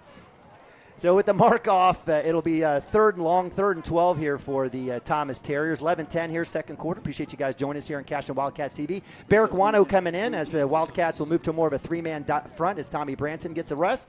It'll be Matthew Stockton in the middle with Cotter and Jackson on each end. We've got Maroney, Timmy Jones, and Wano in the middle. Overhang, we've got the Gilbert brothers on the edges, Nabavi and Frazee. Max Brown coming over on slot on the safety, 5 wide. Pressure's on, deep across the middle. Good coverage, excellent job by Seth Gilbert. And that'll go incomplete. Intended receiver was Owen Baldwin, and that'll be 4th and long. Hey, I'm going to throw this up. I think I found it. Here's that play where Timmy Jones comes downhill and just puts a thumping on the running back from for the Terriers. Great job right there by Mr. Timmy Jones. Jones and me. You love that singing, I know. I know we love that little Counting Crows. So with that, it'll bring 4th and 13 from the 33, 10:51 here. Clock stops on the incompletion. Empty set again here for the Terriers. Coach Ward say, Little Bird, make it happen. See if the Wildcats can get the defensive stop. Pressure on Tommy Branson. Another deep ball across the middle. Baldwin that time will catch it. Gilbert, and they went right back to it, and that'll be a touchdown Terriers. Yeah, they showed that all week last week against Alva, just throwing the ball deep to number 2 and number 13 and finding a way to get them the ball open. And you give him time to set his feet, find his receivers. He's accurate enough to put it close enough where they can make a play, and that's what happened right there. He basically, that was just a prayer. He just kind of hit that one. But nonetheless, they'll be going for 2 here. Again, another empty set. Motion is Baldwin. They'll come back to him, and there'll be a flag. So we'll have a legal formation, or actually a false start. So I'll move it back 5. Wildcats doing all the right things. They had a 3rd and 15. They had another 4th and long here in this situation. And weren't able to get the stop. And give credit to Little Bird finding his guys, Clancy a couple times, and now Owen Baldwin. And so we have, after the mark-off, it'll be, looks like from the Sixers, from the 7-yard line. Big extra point here. Rolling to his left is Little Bird. Pressure in pursuit, looking for somebody. Cuts back across the middle. Baldwin catches it, but he'll be short. Great tackle there by Kai Gilbert. And that'll be a failed 2-point extra point attempt. And the Wildcats will maintain the lead 7-6. You know, I was thinking, you know, our offense, you know, kind of went at 3 and out down here. Our defense didn't have time to rest, but I don't think our defense has time to rest if we would drive the field either way. But that's what it kind of looked like to me. We right there, you know, on that 4th down, quarterback didn't really have much pressure on him, but it is hard for kids that are playing that line to go full bore pushing against another man for a down, going every single play, and at some point you're going to run out of gas. And you know, the way Shaq has been doing, just pedal to the metal on the offense. You think he maybe slows down a little bit to just to give his kids a little rest. No, good point. On the offensive side of the ball in between each snap, or do you think he keeps going full bore? Yeah, I don't know. At this point, I mean, it's still the first half. You know, it's 10:44. We just started the second quarter, and you know, I guess if it's not broke, don't fix it. I think we had a couple of misses here. We had a tip ball. We had a tip ball that was intended for somebody else, and another miss on a missed communication on a you know, the guys have been open, and you know, if you couple that with some penalties that have hurt the Wildcats, you know, it's a situation where I think they'll be okay if they want to continue. But it's a good point to watch later in the game for sure. So kicking off, it will be number 35, Isaac Miller. We saw a high onside with Miller last time. Let's see what happens here for the Terriers, who do get the ball in the second half to start the second half. Deep for the Wildcats is Max Brown. He had that last return, got about 10 yards on that last one.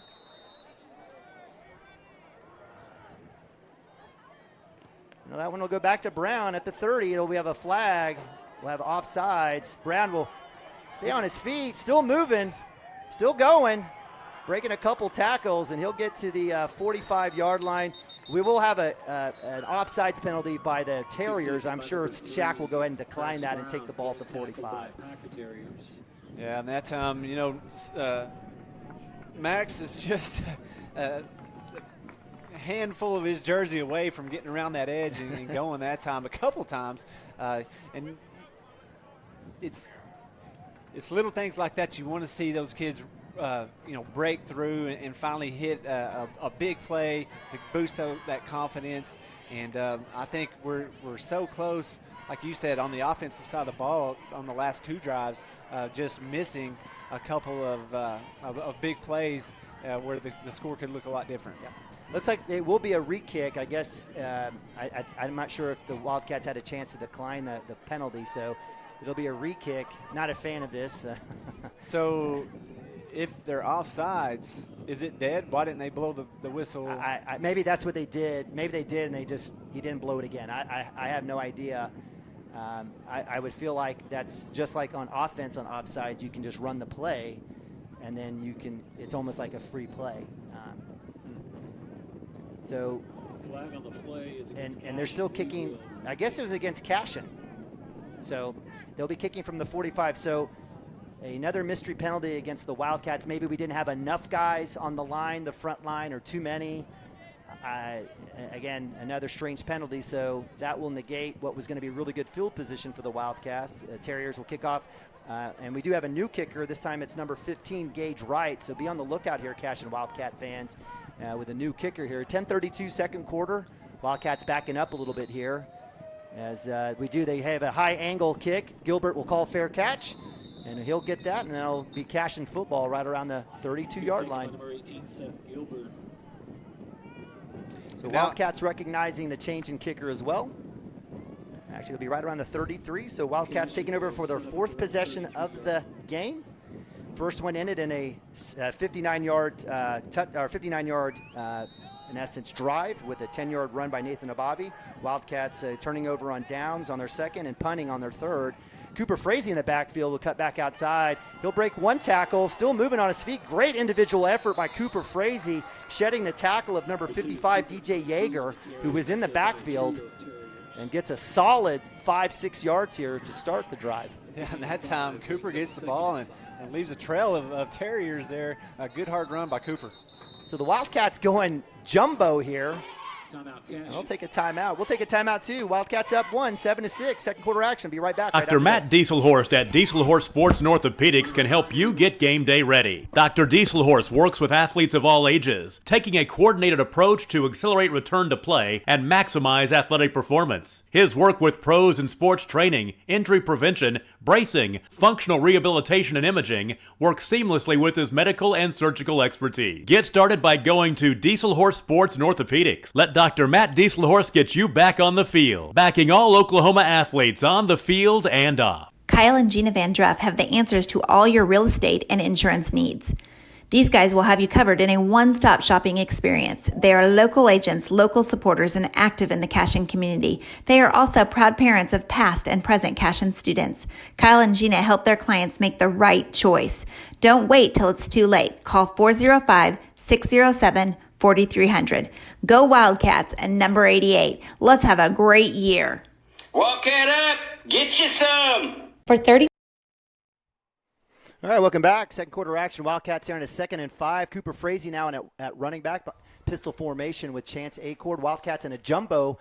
We've got Tommy Branson right on the far edge. I don't know what's happening here. There we go, get the start there out of the timeout. Up top, we've got Gilbert and Brown. Snap, another miscommunication as Acord will keep it. He's got a big lane. Cut it up, son. And he does. And we'll have a first down. Will we have a late hit of some sort of spearing on the quarterback, or is this going to be a holding call, Chris? I'm guessing hold. Because I think it was down before he got out there. All right, so another mistake for the Wildcat offense. And that will be from the spot, my guess. So that will be from right around the 41-yard line. They'll work it back. It'll still be it will be double sticks, very close. So 2nd and 10, what would have been another first down is negated by a penalty. Yeah, it just seems like since that first drive, even in that first drive, we had a penalty to kind of slow us down a little bit. We did. Another legal man downfield. It's downfield. just been small mistakes in every drive since. Frazee cuts it up. Don't matter. Great job there by the O-line. Nobody in the backfield that time. Nice hole for Frazee to cut back up. First down and 10. Nice little run there for the junior. Right around the 47. Snap. Another give to Frazee. He'll cut back. Finds another hole. Hurdling guys. Bullying through. Frazee showing what he got. And that will be very close. Another first down. It will be. Wildcats getting urged by Coach Shackelford to hurry up. They'll get to the line. And there's your answer, Chris. Pistol formation. Jumbo look. 2 up top. Acord with another give to Acord or to Frazee, and that time he'll get stopped. He's still on his feet, forward progress, still moving, and he'll get 2. A little extra effort there, no penalty call as 54 wants to treat him like a burrito. Cooper Frazee, from that first scrimmage, getting the ball in his hands and running, I was impressed how he can kind of shed tacklers, and the effort he puts forth when he runs the football is great, and I love seeing him with the ball in his hands. So Frazee needs a break. He takes that one, and he'll come off. Nicely done. Nabavi will check in for him as the Wildcats stay fast-paced. Nice gain there by Frazee. Another 8-yard solid run.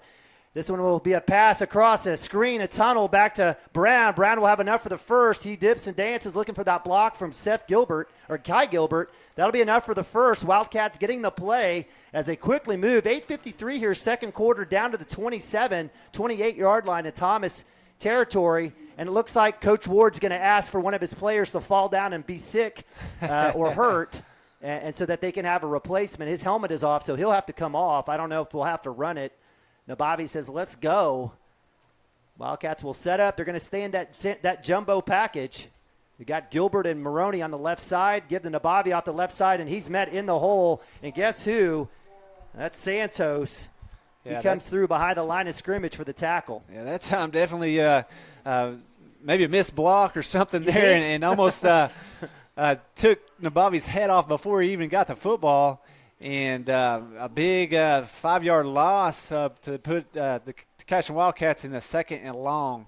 Max Higdon, the sophomore, checks in. He'll go 2-by-2 for the Wildcats as Cooper Frazee gets another break. Acord with another screen back to Brown. He gets a great block, cuts it back outside. Stay on your feet, son. Gets the outside 10, 5. Touchdown, Cashion Wildcats. Max Brown, 32-yard touchdown pass. Yes, sir. Yeah, that time Max gets the ball, and he looks in, and look who's up blocking for him out there. Big boy Jackson Vandriff just puts a hammer on a kid. Max makes a few guys miss and goes to the end zone for the big Cashion Wildcat touchdown. Even though we had some kind of still, we had things that kind of shot ourselves in the foot. That time they persevered, were able to really keep the pedal to the metal like we talked about, and get in the end zone that time. Yeah, give credit to Cooper Frazee on those runs in between the 30s. And then it was Max Brown on a couple tunnels. Kick after the extra point kick is up. That's good. Chandler Christensen puts it through, and the Wildcats up 14-6. Yeah, and really, like you said it right there, give credit to Cooper Frazee. Really got the Wildcats going on that drive with those runs right up the middle. I mean, it was one after another, and he finally had to kind of come out just because he was completely gassed. He got back in there to hold that kick, and so he's okay. But, man, it's just hard when you go that many times. Here's that replay right here. You see Max Vandriff with the big block. Max cuts it back out to the sideline and just outruns all the Thomas Terriers. Still, I think he had Preston Cotter out there blocking, leading the way too, to get him into the end zone. So good job by those big boys on the bubble screens to get out there and really pave the way for your skill guys to get in the end zone. So that was a 67-yard drive. It was 7 plays, capped again on a 32-yard touchdown pass from Chance Acord to Max Brown. First touchdown pass for Acord on the day. His totals are up now to 7 on the season. Out to kick here for the Wildcats will be Chandler Christensen. And if you've been watching Cashion football, you know this kick is going to be coming to our side now, or it has been, and will continue to come to this side. Right around the 32, it looks like it is number 15. That's Gage Wright, the sophomore. He's most likely the intended receiver of this kick. And, Chandler's got a boot. He can kick it if he wants to. I think Wildcats kind of like this formation. He does have a middle set here. Let's see. He may go deep on this one. He won't. One step, pop, and that one will go to the 20.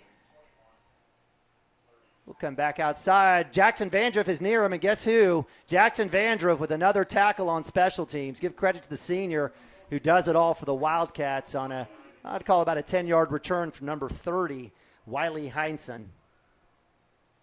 So that'll be 1st and 10, starting at the 35. This is the 4th possession for the Thomas Terriers. Last one was a touchdown score, 33-yarder to number 2, Owen Baldwin from Ty Littlebird. Let's see if they go empty again. As Coach Ward has his 4th possession. 8 minutes left here, second quarter. Actually has a running back, Jacoby Edwards to the left of Littlebird. He'll go ahead and look. Pressure's up across the middle, and he's got nowhere to go. Tommy Branson, great job. Pressure from the outside from Vandriff and Preston Cotter, and Tommy Branson there for the cleanup. Yeah, as he pulled the ball down and looked for somewhere to run because that pocket was collapsing on him quickly. Tommy was there to kind of push his blocker off, get him wrapped up, and take him down for the sack for the junior. That'll be a tackle for loss. Checking in is Carson Gump at cornerback. Nice seeing the freshman there. Sophomore. I'm sorry, Gump. I knew that. I'll learn this. Carson Gump, number 12 here, matched up on the left.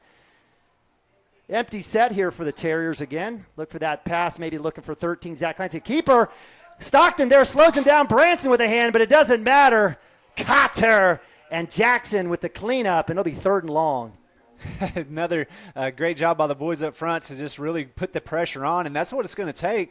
You saw it on their scoring drive. The quarterback had a little time back there to move around and look for receivers.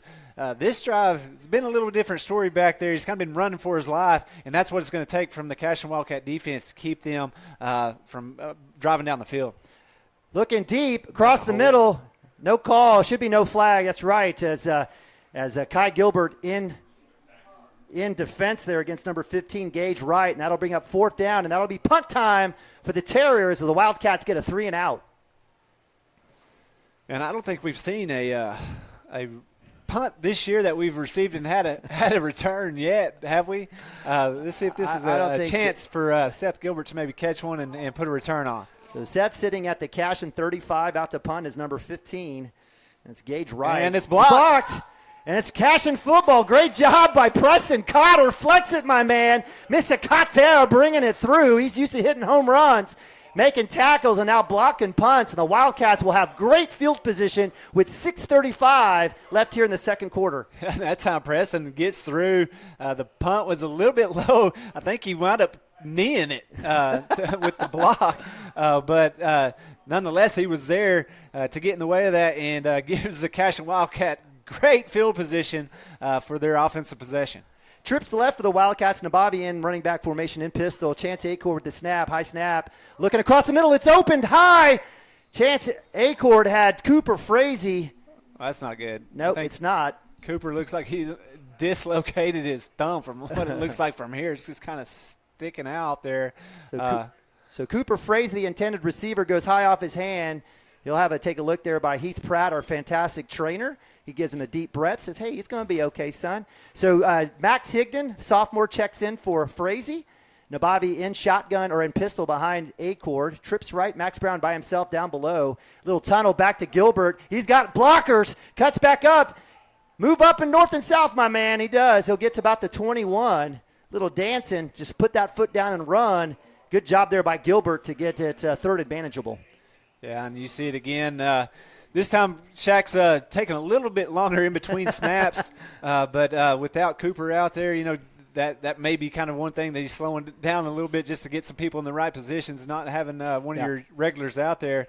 But let's see what Shaq dials up right here with third and short. So we've got Camden Maroney in that Cowboy back, blocking fullback. Nabavi finds it, cuts up, still on his feet. Great drive, and that'll be a first down for the Wildcats. Yeah, good job right there by the boys up front to give him a lane. Nathan getting the ball and running hard, getting that big first down. You want to see those kids when they get the ball in their hand, head north and south, put that foot in the ground, especially on third and short like that, get the big first down. Nabavi finds a hole, trying to break a tackle, spin moves, and he's going to get positive yardage with the push. Nice work there by the Wildcats and getting almost another first down. Yeah, good job right there. Again, just giving him the ball and getting him a lane to run, another hard run, and hard to take him down right there. Good job by Nathan with the good hard run. 2nd and 1, Nabavi will get the run. He'll cut back inside. Touchdown, Cashion. Wildcats, Nabavi, 6-yard run on the sneak back, cutback, and the Wildcats add another touchdown under a couple of minutes. Yeah, good job right there from the get-go on that drive. I mean, good defensive hold, 3 and out, get the block punt, put ourselves in a great position to get another one on the board, and that time just being able to run the ball between the tackles right there. We had the one throw to Cooper where I think he must have dislocated his thumb. It was not moving as he was coming off. But he's getting it taped up. He'll be but okay. From then on, it was just line up and run the ball. Going for 2, Chance Acord cuts up. He has a chance. He's going to roll to his right, and it'll be in. So 2-point conversion for the Wildcats, make it 22-6. And the reason for that 2-point conversion, because your holder is over here getting his thumb checked out. And so good job by Chance there. The pass wasn't there, pulled it down, got to the end zone for the 2-point conversion for the Wildcats. So Wildcats tacking on. And with 5:10 left here in the second quarter, it's your Cashion Wildcats 22, your Thomas Terriers 6. Fantastic series. You know, the series where, Cooper was doing all the running. It was a kind of a jumbo set, big line, double tight end on the line. This time the Wildcats go speed up, and they go Cowboy back with Camden Maroney at fullback clearing the way. So Wildcats showing a couple different looks, getting the runs and getting another touchdown. Yeah, just you see the different styles of offense there, and really I think Shaq's what he's doing here is trying to figure out what's going to work best, and maybe what works best is just switching it up throughout the game and really keeping the defenses off balance. So Wildcats, that was a 28-yard drive. It took 4 plays, and the Bobby with a 6-yard TD run. It was, again, set up by the blocked punt by Preston Kater, the senior.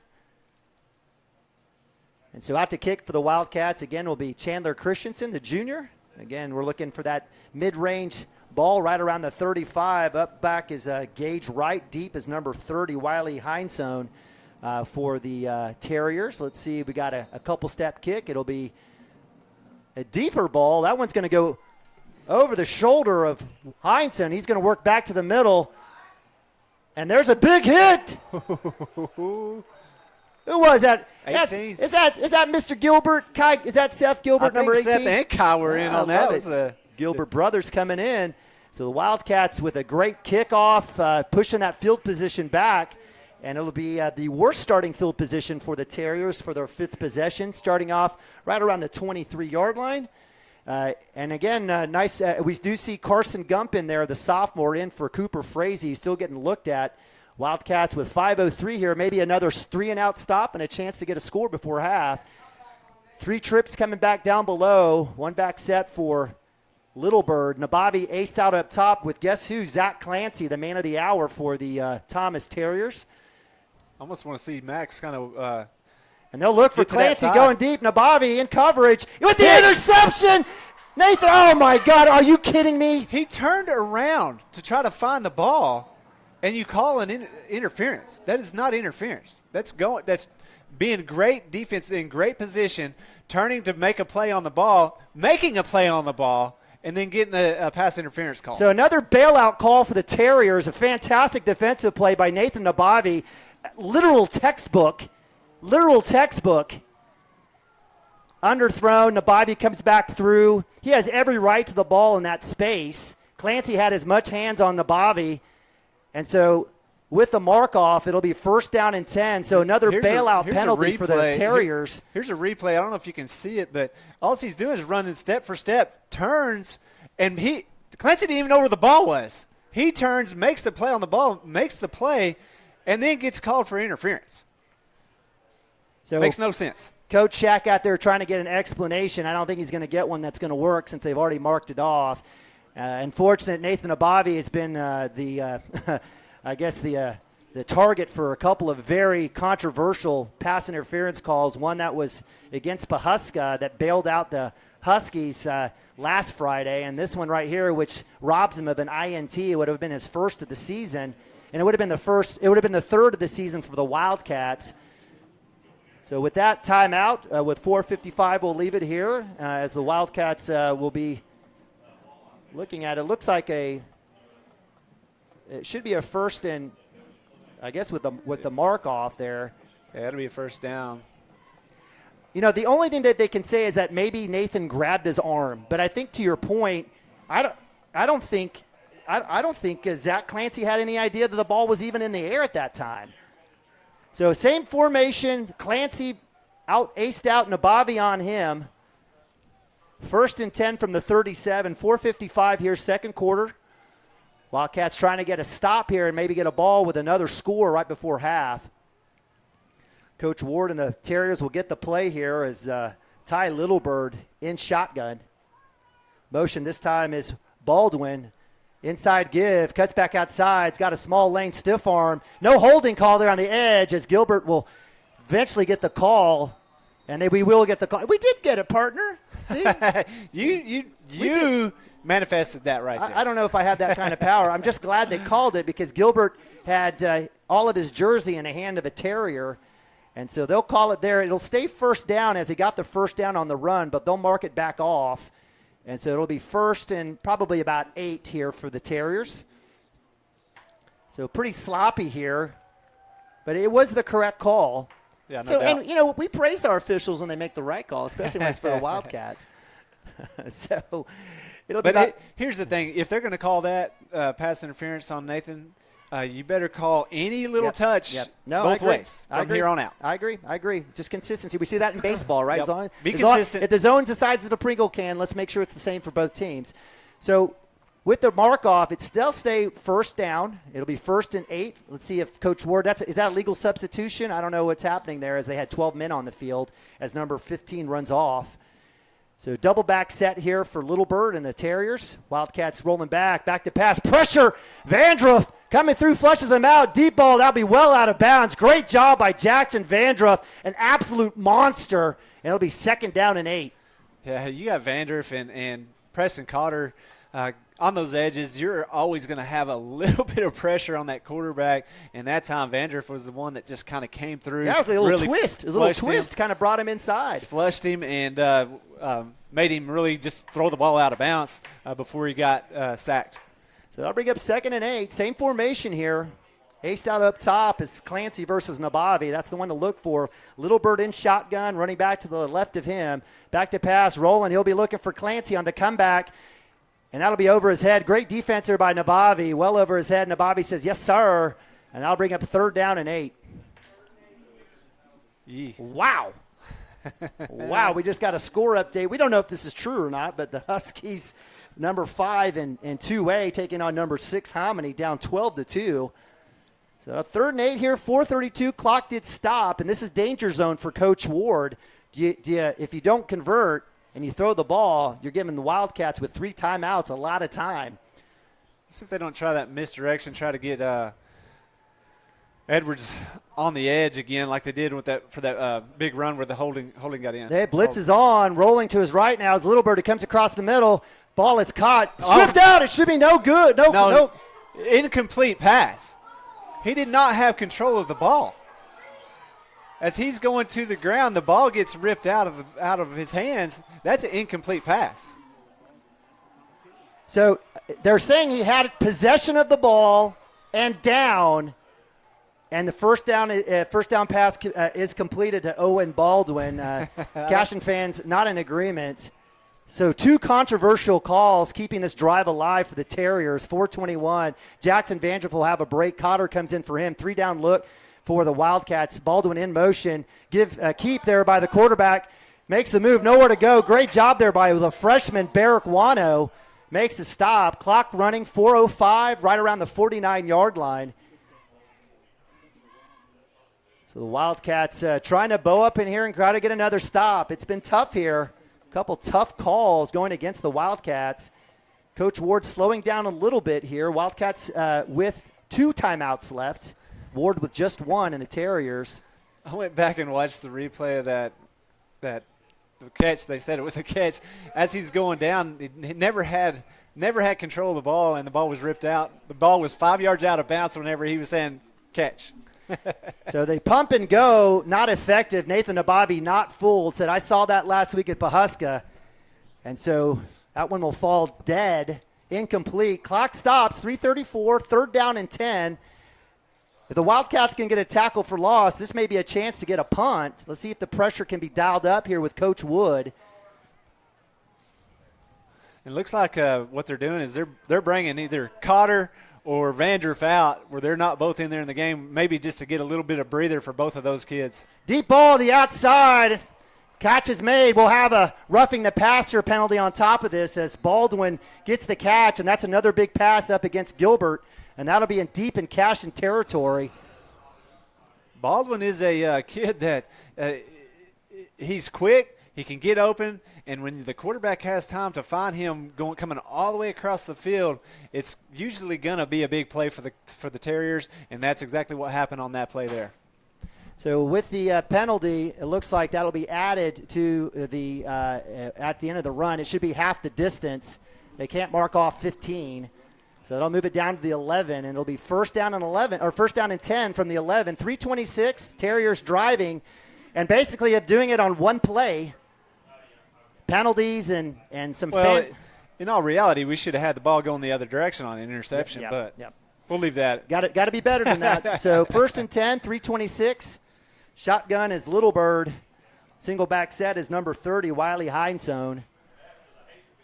So they'll get the call. Play clock at 14. And do we call timeouts, just get our breath and try to get a stand here? Slant coming across. Nice job there by Gump on the breakup. Excellent work there by the sophomore on coverage against number 11, Landon Wald. Good ball. I'm absolutely impressed with Little John. Absolutely. Little Bird, definitely good control, good ball, putting it on spots.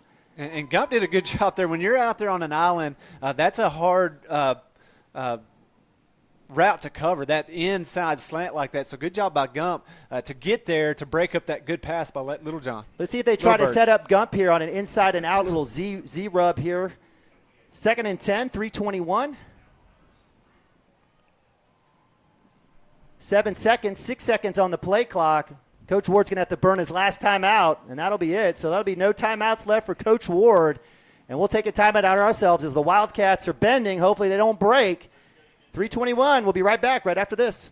1 years and counting, Community State Bank has taken great pride in being your hometown bank. With branches located in Cashion, Dover, and Hennessy, CSB strives to reflect the small-town hospitality these communities are known for. Our friendly staff is here to serve you and provide one of the best banking experiences around, equipping our customers with the latest in banking technology combined with a personal, down-home relationship. Come into one of our local branches or visit us at www.mycsb.com. Community State Bank, small-town banking, the way it should be. Member FDIC.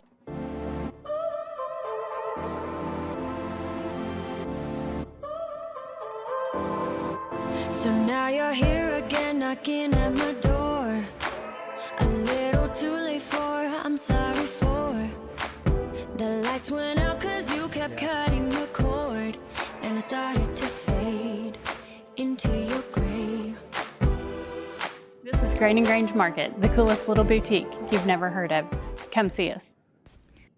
All right, welcome back. Cashion Wildcat TV live from Ross Field in Thomas, Oklahoma, as the Wildcats taking on Class A Thomas Terriers out here in western Oklahoma. The Wildcats up 22-6, 3:21 left here in the second quarter as the Terriers are driving, completing a big pass, able to negate an interception called off, a phantom catch, and the Terriers are driving. They'll roll left. Little Bird looking for the corner, and that'll be out of bounds. Nice job there by the Wildcats. Able to get the incompletion, and that'll bring up 3rd down and 10. Got another good move inside there by Preston Cotter, and then you had Cameron Maroney coming up into his face there, and was not it just kind of put pressure on him to not give him enough time to really find that receiver and make a good pass. Good job by the boys in the back to really hold down those receivers. Let's see if we can keep it up for 2 more plays. 3rd and 10 from the 11, 3:16. Motion is Baldwin. They're going to go ahead and give it to him on the jet sweep. He cuts back up inside. He'll get tackled right around the 5-yard line, and that'll be 4th down. So big stop here for the Wildcats. Looks like I don't know what the conversation here is. The umpire or the referee keeps yelling at the Cashion coaches. So 4th and looks like about 3 or 4. 2:52 running clock here. In the backfield is number 30, Wiley Heinsohn with Little Bird. Big down here for the Wildcats. No timeouts left for Ward. He's got 12 seconds on the play clock. Wildcats showing pressure. They do. Little fade to Nabavi in the corner, and he's out of bounds. Oh, my God. My good Lord. What is going on? The ball was not, if it was caught, it was going to be out of bounds. It was not catchable. Yeah, let's. And the back judge on the Thomas side of the field with 2 huge calls in favor of the Terriers to keep the drive alive. Let's see. Have they made the call yet? Well, they're going to. We know it's what's going to happen. Yeah, they're going to call pass interference. Another bailout call. Great defense by Nabavi. A jump ball in the corner that went out of bounds. Yeah, here's the play right here, and you can see it. Let's see if we can get it before the play starts. Is it still 4th down, though? I think it is still 4th down. Yeah, there's nothing. That's not pass interference. Sorry. So it's still 4th down. It's just 4th and 2 now here for the Terriers. Big opportunity for the Wildcats. Inside give. Stop! Yes, sir. Brought back Vandriff. No, sir! Wildcats take over!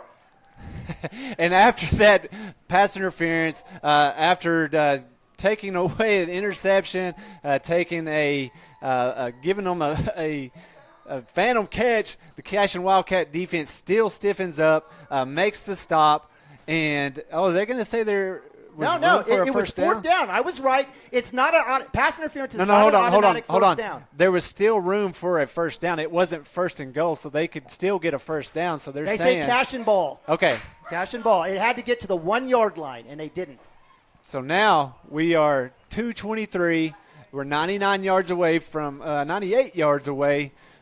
the end zone. Does Coach Shackelford push the pedal to the metal here, or do we try to take up that Well, with entire 2:20, clock? with 2:23, Ward has no timeouts left. I think this first play is going to dictate exactly what you're asking, partner. Yeah, and does Shaq say, "Hey, we're back here. Let's see if they have a one-on-one with Max Brown. Let's try to get one deep," or do we try to, kind of move the ball like we were running the ball with? We got Branson back there in the backfield, pistol look, A-Cord, back to pass. He's got Nabavi in the flats, cutting back through. Nabavi has some room, will come down. It looks like that will be enough for a first down. So there's your answer, partner. First down on that first play. And they're going to move fast. Yep. So Nabavi, who slides in for Cooper Frazee, who's injured out of the backfield. Branson replaces him. A-Cord snap, quickly goes back to Nabavi. He's going to try to get a block, cuts back outside to the corner to the edge. Will get outside. And no late hits. What is going on Throw here? the flag. Are you kidding me? Nabavi is thrown to the ground 5 yards past the out of bounds. You know what? Nathan must have said something about somebody's daughter or brother out on the field, because he's absolutely not getting any love from the officials today. That was an absolutely late hit, extracurricular activity outside the playing field. Not only is it dangerous for Nathan, it was dangerous for the kids on the sideline. I mean, the kid went and threw him into people that were standing 5-6 yards away from the sideline. Horrific officiating. 1:57 here. Clock does stop here. 1 second on the play clock. Chance A-Cord will keep it on the bus. He'll cut outside, showing some wheels. Yes, sir. Mr. A-Cord, first down, Cashion. Yeah, and at some point, I don't think Shaq wants to show just what he has back there as running back at the quarterback position even, but he's kind of having to right now. He's kind of having some misplays, but he's doing a good job of pulling it down, Branson with the key gets across. That will be a first down for the Wildcats. That'll stop the clock right around the 31. 1:35 left. Shaq has 2 timeouts left. Plenty of time for the Wildcats. I don't know if we go for a shot here or not with Max Brown. The Wildcats, Coach Shaq asking for an explanation on something. Kai Gilbert says, forget it. Let's get a timeout, and we will. Did it not give us the first down? That's a no. Looks like we needed to get to it's first down. Well, we're past the line. Well, the box does second down. Oh, we had a flag over there. Okay, my homeboy over there on the Thomas sideline. I don't know what is going on here. But, they were just about to let them snap the ball. And, so I don't think – did Shaq get charged for the timeout then as they're having the conversation here? Is this an official's timeout as they're trying to rectify whether or not he couldn't call pass interference. He was trying to figure out what he could call over there. So he had to waive it because there wasn't a pass for Terriers. So do you think maybe they were going to call was there 12-man on the field? No, there wasn't a situation. It's first down. That's what it is, partner. Again, we love our officials, but, man, there's some tough calls, brother. Tough calls. All one-sided. Yeah, we need a break. And the thing is, those boys out there on the Cashion Wildcat side, they're not going to let it get to them. They're going to put their head down. Thankfully, they're not me. Right? Go to town, fight hard, and get out there and play the next play hard. And right here, they have a job to do to get in the end zone with 1 minute and 27 seconds left before the end of the half. So 1st and 10 for the Wildcats from the 31. A-Cord back to pass. He's got the shot down the sideline. Coming back, Gilbert right at midfield. Great catch, coming back shoulder. Clock stops. Plenty of time for the Wildcats. Still have both timeouts. Midfield, great pass there. 19-yard hookup from A-Cord to Gilbert. Seth this time. Trips right up top. A-Cord back to pass. Looking to Brown. Comes back on the comeback. It's falls short as we have Owen Baldwin in I guess in pass protection or actually in defense. So clock will stop, 1:12. That'll get the chance for the Wildcats to reset right at midfield. 2x2 for the Wildcats. Kai and Brown down here at the bottom. Seth and Nabavi up top. Branson in the pistol. Coming back to Brown on that tunnel. And we have a flag. So my man over there on the far side, our favorite head linesman, have false start against the Wildcats. False start? False start. Okay. Must have been on one of the receivers over there. I don't necessarily know if I saw anyone on the line. We'll have to trust him. So that'll move the ball back 5. It'll be 2nd and 15. Clock at 1:09.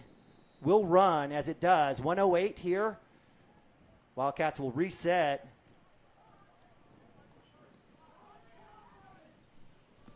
That's offside. Snap it. We'll get it. We'll get our 5 back. So Wildcats drawing number 3. That's Gage Johnson, the junior safety. Comes up. Wildcats will get their 5 back. That'll make it 2nd and 10. It did burn about 10 seconds, though. So with 56 seconds on the clock, second quarter action, Wildcats looking to add another one here. Acord will have to fall on that, and we'll have to call a timeout here. So that's unfortunate. Yeah, the clock's running, and we've already called the timeout, and there's been about 5, almost 10 seconds ran off the clock there. So with the timeout on the fumbled snap, Coach Shack will ask to get his time back. We'll see if we get it. And Coach Shack having a conversation here. These officials don't want any part of it. I think all Shaq told him was the clock was running, and he said, I'll take care of it. But he's sure not going over there to let them know that should be about 51 seconds left on the clock in the second half. And the thing is you think, yeah, 7-8 seconds isn't that big a deal, but when there's 43 seconds left in the half and you're trying to get 60 yards, 10 seconds can be a lot of time. Yeah, so they still have not fixed it. I mean, this is ridiculous.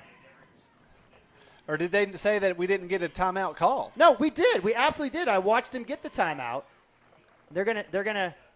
So it's 3rd and long. It looked like Chance had his eyes up, and we've got to give credit to sophomore Caden Seeley, the sophomore. I don't think that was on him. I think that was a situation where Chance had his eyes up. They're not going to fix the clock. So Wildcats lost 10 seconds on that play. Unbelievable. Getting hometown left and right. So 3rd and 20 here. Wildcats back to pass. Acord looking. There he going is, deep right there. across the middle. Gilbert with the catch. Still on his feet. And no late hit call as he gets speared in the middle of the back. That's going to be close to a first down marker. Those routes right there are what I want to see. Chance be able to put it like a 3-step drop, get down the field, get open, because he can put a strike on guys down the field. There's a first down. Max Brown with the first down on the comeback. Hits him on that one. You're exactly right. And it's been Seth Gilbert who's been his main man across the middle. Yep. So the Wildcats now with 19 seconds on the clock. It should be 29. First down and 10 from the 37. 2x2. Acord back to pass. Looking to his right. Going deep. He's going to go across. He's going to throw that one out. And wisely, but closely, that will stop the clock with 6 seconds. And, partner, wouldn't you like to have 10 seconds back on the clock right now? That's what I said. When you're driving and trying to get 60 yards, 10 seconds is a lot of time. And when the coach calls timeout, and everybody's out on the field. Coach Shack knows. He saw a fumble. We called it. We said timeout. Yeah. Shack knows that. He immediately called for it. The line judge saw it, stopped it, yet we lose 10 seconds. Shotgun, 6 seconds to go. Last play of the second quarter. Acord will flush himself. He'll roll out to his left. Heave it up top. Anyone there? No one there. And that will fall out of bounds. And that will be the end of the second quarter where your Cashion Wildcats have a 22-6 lead.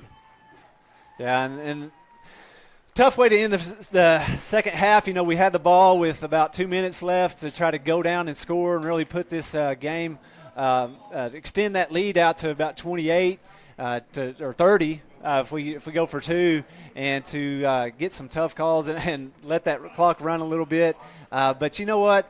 At the same time, we've had our bright spots. We've had things that we've done to ourselves at the same time. We haven't been perfect. But the Cashion Wildcats are going to come back out in the second half and really put a show on, I think, just because they are frustrated. They're going to go over and make some big adjustments and then come out and really perform in the second half. Yeah, I feel bad for the Cashion Wildcats. The visitors' locker room is a tunnel here at Thomas. It's a small closet, and so they'll be sitting out in the end zone for the halftime.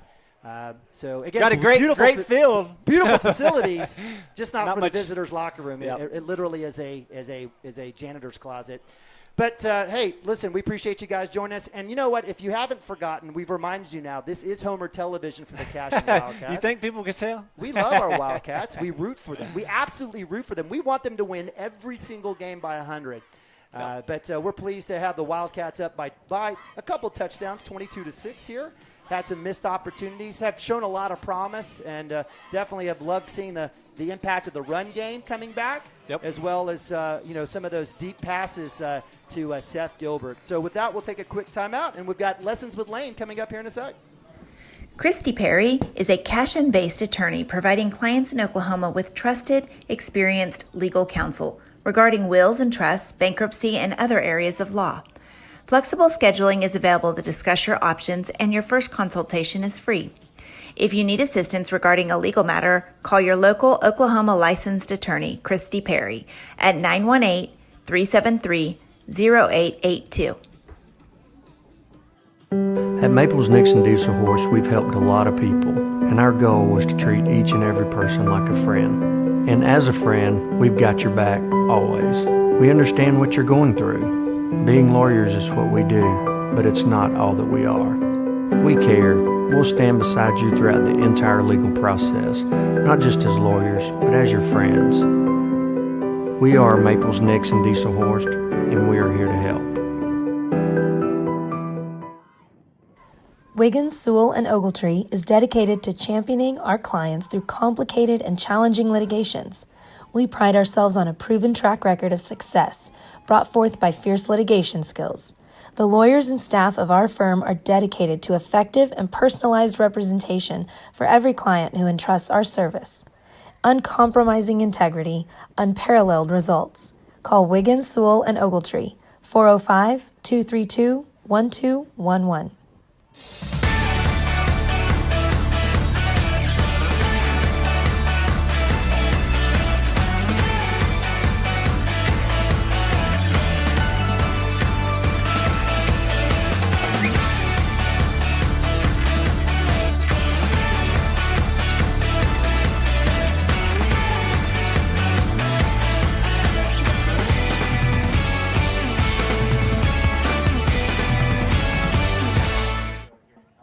Founded.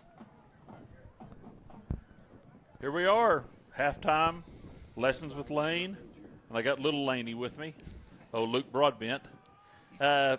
Luke is my oldest biological son. I've got a son that's older than him that's a head wrestling coach at Kingfisher, but Luke graduated in what year? 09. And he is the head basketball coach, girls basketball coach at Leedy. From the time he was 5 years old, he was drawing plays up. Him and Eric Robinson they've been buddies all their life, and so Luke was in there during the game giving Eric a hard time on some of his play calling ability. But tell us a little bit about what years you played, what year you graduated. I played from 05, 06, 07, and 08. Okay, so 08 would have been my senior year. Your freshman year, your 7th and 8th grade year, we were kind of coming into our own. Coach Elrick was the coach. Phil Elrick was the head coach. Shackelford was our offensive coordinator and basketball coach. Yes. Right? Yeah. And we, I think we were 4-6. Our high school was 4-6 whenever I was an 8th grader. So whenever we were freshmen. Who was your quarterback when you were an 8th grader? In junior high? No, you're in high school. It was. I'm not sure. I think it might have been Anthony Cavazos. Okay. Because so your my freshman year, it was Donald Williams and then Anthony Cavazos. Anthony Cavazos. Yeah. Went to Foyle Isn't that right? Your freshman year? Went to Dibble in the first round. And they had pounded us in a scrimmage early in the year. Yep. And then we went to Dibble in the first round and beat them 44-6 or 44-16. You know, that was one of the biggest games that I remember as far as just kind of our coming out party. Mm-hmm. We were just kind of getting good. We had scrimmage Dibble first year. They were rated second or third to start the year out. They were big kids. Their coach, before the playoff game, their coach told our coach, he's like, hey, if you want to keep your starters in the whole game, it's not going to be a big deal. You know, I don't want to embarrass you guys. He said Wednesday of practice, he said, or Wednesday and Thursday, he said, I really hammered on Wednesday and Thursday because I knew that we would need to have basically the whole weekend off and then get ready for our next week opponent. And we had 1,500 people show up at the game. It was that Dibble. We destroyed them. But we went to Foyle and got beat. They had the Anil kid, who played at Tulsa. He was their quarterback. He was about 6'4", could run. Actually, Coach Shack told me that the old kicker that was that played for Nebraska, Brown, was from Foyle. And they kicked a 51-yard field goal to beat him whenever he was at Morrison as the assistant in the playoffs. I do remember that after that game, we drove back to Cashion, then we drove to Deer Camp. Got to Deer Camp about 3 or 4 in the morning, but that's another story. So your sophomore year, you play. Sophomore year, we opened up with Ellick. Ellick was number 5, and we were unranked, and we beat them 50-13. And it rained during that game. It was 35-0 until the rain delay, and then it was just a runaway. It was a really big game. We played Davenport week 2, and we beat Davenport 40-6, and ended up winning the district championship that year. And who's the running back? Their running back was Billy Jack Murphy. Billy Jack Wright, wasn't it? Billy Jack Murphy. Okay. And and Dewar had Ronell Lewis, who played at OU. He was Herb Street's hardest hitter in the country. He won the Herbie Award twice. So we go to Dewar your sophomore year. Sophomore year went to Dewar. Before that, we had to play Allen. Right. Allen had the Post Oak kid, and the running back played at OU, played baseball at OU. Yeah. He was really, really good. It was a really tough game. So we go to Dewar, and Ronell Lewis was a sophomore, and Alec Ryan just runs over him time and time again. Over and over. By the third quarter, they were tired of tackling. Ronell Lewis was not wanting to tackle Alec Ryan anymore. So we go to where after that? We beat Pioneer at home in the playoffs after the second round. I think we beat Kiefer. This is how far we've come or how small schools have been. We're B. Kiefer was B. Now Kiefer's 3A and Cashion's A. On the brink of being 2A. But we played Kiefer, and then we played Pioneer and beat them at home. And then we played Davenport at Mustang on a weird, odd night. We fumbled it a bunch. They had a fumble return. We dropped a 2-point conversion walking in. Just kind of a weird night. That's one of the most disappointing games that I've been associated with at Cashion. We were up in the press box, and the Morrison coaches, with 2 or 3 minutes to go in the game, the Morrison coaches come into our place and come in and shook our hands and say, hey, we'll see you in the finals. And then we just kind of blow that. That's your junior year. We're really, really good. Really good. Kind of got the injury bug a little bit, but. And so we play Davenport the opening game, maybe, or 2 games in, and we just kicked the crap out of them. They had everybody back. We had everybody back. It was at their place. They had bought about $500 worth of fireworks to shoot off after the game, and I think it ended up being 60 to nothing was the final, and they shot them all off at halftime. Right. So, Roger Reddy was in the crowd screaming. Larry Blim was letting them have it, man. Okay, and so we go that year. We got beat by Dewar at home. When Ronell showed up to town. People don't know this, but our first team defense in the first 9 weeks of the season had only given up 3 first downs until Dewar came to town. And I've told this on halftime stuff before. Whenever we played Dewar at Cashion, it looked like Ronell Lewis is on a motorcycle. It literally, it was like trying to catch a thoroughbred. He was so fast and so strong. You know, he could play safety, and he could make a tackle 5 yards through the hole. I mean, he would just so fast, so big, so strong. But they would, most safeties in 8-man are like at 10 or 12 yards, and they would walk Ronell down to 7. Yeah. And you couldn't beat him deep still because he was so fast and could clear so much space. So we get beat regular season by Dewar at Cashion. 42-28. And then we play who played the playoffs? We played somebody that wasn't very good in the first round, won big. And then we went to Pond Creek. Was that the quarterfinals? That was in the state quarterfinals. We went to Pond Creek that year. Like first 10 plays into the game, Caden Cochran. Weird deal. They scored. We had them on the 20-yard line. We dropped them twice. They had a kid named Daniel Barwick who had signed with Iowa State, but had some things fall through, and he ended up not getting to play at Iowa State. And so it's 3rd and 10 from the 20, and the rule was you couldn't hurdle people, and we had talked about it all week. This kid likes to hurdle people, and they don't. The referees were so mesmerized by it they wouldn't throw a flag. I mean, it was incredible to watch him do it. And he jumped over Austin Mason about the 25-yard line, and no one touched him, and he ran in. You couldn't even be mad. You couldn't even be mad that there was no flag. I mean, but during that game, Caden Cochran breaks his hand. He's not playing the second half. Lucas Berry has got a concussion. He's not playing, and our season just kind of blows up from there. And we were really good that year.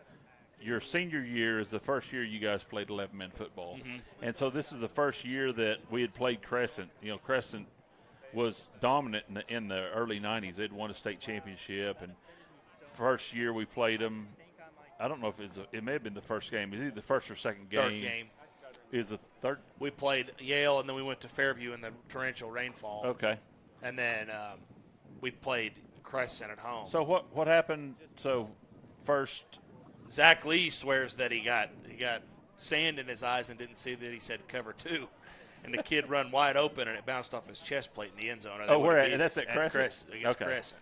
But the first game we played Yale. Yale's terrible. We're playing Yale at Cashion, and we think we're going to be okay. We're not going to be great, but we think we're going to be okay. And what was the score at halftime? 14-13 Cashion. Anything happen at halftime? We walked in before the game started, and Coach Shack said, this is like the opening chapter. This is the first page of the opening chapter of a great book. And to get that to work is you've got to hook people in with what you're going to do. This is where we hook them in. They're going to see how great we are. And when we walked in at halftime, things had not gone very well. We walk in, and Coach Shack turned to Randy Taylor and said, lock the door from the outside. And I was like, I sat between Austin Mason and Caden Cochran in this locker, and Austin was hurt. Gerald Kadavy, I have no problem telling this story because I see him all the time. He's a great friend, and we talk about this story all the time. He was a fantastic football player. Anybody will admit it.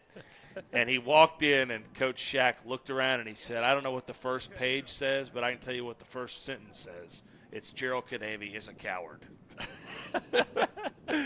And then he looked at Jeremy Seaton, who played at OSU and was the second-team All-Big 12 Cowboy back, and turned to him and said, one of you sucks on offense and one of you sucks on defense. So we come back out and win that game. Great. We play Crescent. We play Crescent at Cashion. Won. And went to Luther and pounded them. We get looking good. And Luther is good, and Jeremy Seaton really comes alive against Luther. He's a receiver. He has a ton of yards, and he's looking the part. I mean, he looks like a college type player even as a sophomore. Yeah. So we go to play Thomas at home. We're up 41-14, and Caden tears his ACL. Kind of running at the 40-yard line, all by himself. I mean, he was not in the crowd, and he just the play before it, he jumped. He tried to hurdle a kid on their sidelines and jumped kind of into their sideline, and he come over and Shaq said, "Don't you do that again." And The next play took off, and there was no one around him, and that's when he tore it. So he tore his ACL, and then the wheels kind of fell off a little bit at that point because we go to Christian Heritage. Is that right? We went to Christian Heritage and didn't play well. And played terrible. But I didn't we play ran well. 2 or 3 quarterbacks through there. Yeah, we had and they beat us. I think they beat us 26-14. And then we played Watonga at home. The paper had picked us to get beat 31-0. And Colin Willis had 275 yards that night. We run all over them. They're ranked number 2 in the state. We beat them 41-6 or 48-6, something like that. And they were really good. We had no business doing that to them. We had just really took it on ourselves. We go to OCS. Go to OCS. Play terrible. Play bad, get beat 28-14. And then play Wellston had a really good running back. He had 308 yards against us. I was at my grandma's house, and I saw that in one of this clipping she had of us. And we still beat them 60-40, something like that. So you are we make the playoffs, and we draw Hennessy. Yeah. And Hennessy, we had scrimmaged Hennessy earlier in the year, and Hennessy was Hennessy ended up being a bad bounce away from playing Morrison in the state championship. Very much different matchup. I think that year O'Keene played Hennessy in the state championship. Morrison was one of the other teams that come up from Class B to A, and Morrison won the state championship that year. And O'Keene beat Hennessy that year, I think 30-28. I mean, it was close. They were really good. So we went to Hennessy, and Hennessy just pounded us. And your career was over, just like that. So you got any good Shaq stories for us? Oh, yeah. My favorite one was that one I just told about. I'll tell one on Coach Robertson real quick. If you don't know anything about Coach Robertson, if you've ever been around him, man, he's the ultimate guy that shows patience. He really is patient with kids, even in class when he's, talking about whatever. And I try to use that the most I can when I'm having a tough time with a kid. I always think he was so patient with these kids. Well, one time he got mad, and he finally did lose his temper. And if you've ever seen him lose his temper, he's the scariest individual of all time. He was mad at Blake Eaton because he didn't think he was going off the ball hard enough, and so he turned his hat around backwards, knowing my mom and dad would not get mad no matter what he did to me. And he said, "Hey, get in a stance." He said, "Hut." And he fired off, and he hit me as hard as he possibly could with no helmet and shoulder pads on. We're in full pads. And it shook me. I thought he was, trying to work some technique, so I'm freaked out. I'm like, okay. He's like, "You better get off the ball if you think you're going to block me." So, okay. I get in a stance again, and we fire off and hit each other as hard as I can, and he starts screaming at me, again. I mean, just over it, berating me. We're hitting each other in the helmet. I'm hitting his face. He's not wearing a face mask. And I hit him in the ear the last time, and it pins his ear against his head and makes his head bleed. And I'm behind him. He turns around. He grabs me by my ear hole and by my belt and hip tosses me like a calf to the ground, throws me on the ground as hard as he can. And he said, "Get the heck off of me." That's the last thing. And that moment, Coach Shaq blew the whistle for first-team offense, and we all scattered. It looked like a grenade went off down there in the offensive line pit. And the next day, literally in 5 minutes, he had forgotten about it, and I was scared. I was like, I don't want to have to do that again. So I asked him, I said, "You going to practice today?" Next day at lunch, he said, "Oh, yeah, I'll be there." No worries. It didn't even faze him that I was scared. It really scared me. And then one time, my last thing I'll say is, Coach Shaq would always have this incentive at the end of the year where he would, if you show up the last week of lifting, we won't lift. We'll just clean the locker room. You'll get your days for lifting. We'll clean the locker room. We had these giant 5 or 6 Coke machines, and the smartest kid in our school, he had a 35 on his ACT team. His name was Kevin Craig. And he asked Kevin, he's like, "Would you help me?" He was the hardest worker out of all of us. Some of us are jacking around. He'd be mad. So he's working Kevin, and Kevin's doing all this grunt work for him. So we all pick this Coke machine up, and Kevin's like, "I've got to fix this underneath it." Shaq doesn't hear him, and he says, 3, 2, 1, drop it. And we drop about a 500-pound Coke machine on the smartest guy in our locker room. On his leg? On his leg.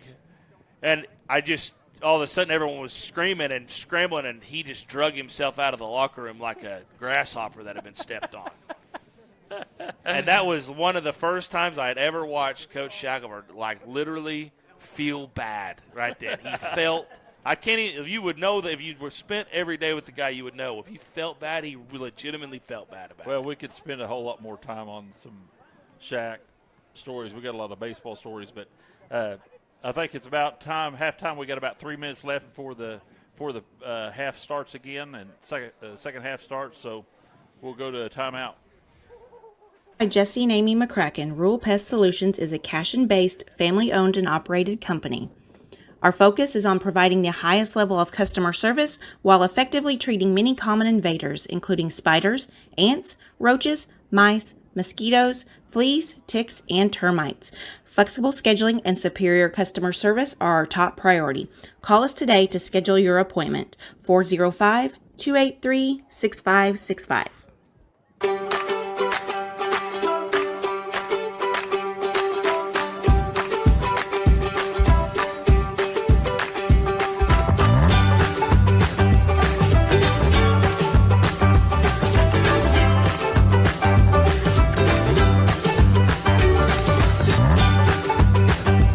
Stream with Oklahoma's #1 high school streaming service, Squirtle.tv. Find out more at Squirtle.com/stream.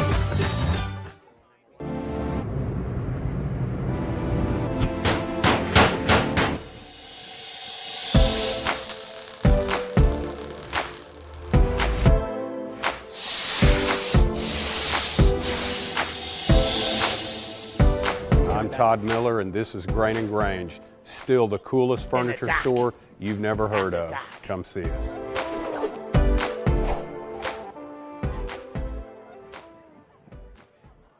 Legacy Insurance and Financial All right, welcome back, Services is Cashion proud to be Wildcat on Main Street in TV. Cashion, Oklahoma. Supporting Chris, you just want to see yourself over and over again. To do that, We appreciate you guys joining us. Chris and I, we had a little chill pill. We took a couple of deep breaths. I think we're in a good spot at least for the next couple seconds. But hey, it was fun listening to Lane and Luke. Yeah, sitting, fantastic. just Fantastic. About, Luke's time playing football for Shaq, and just kind of talking about the beginning of Cashion football in the 11-man era. And listening to him talk about, before the game, he said, this is how our book's going to be started. You want to hook people in. And he's like, we just went out there and played like crap.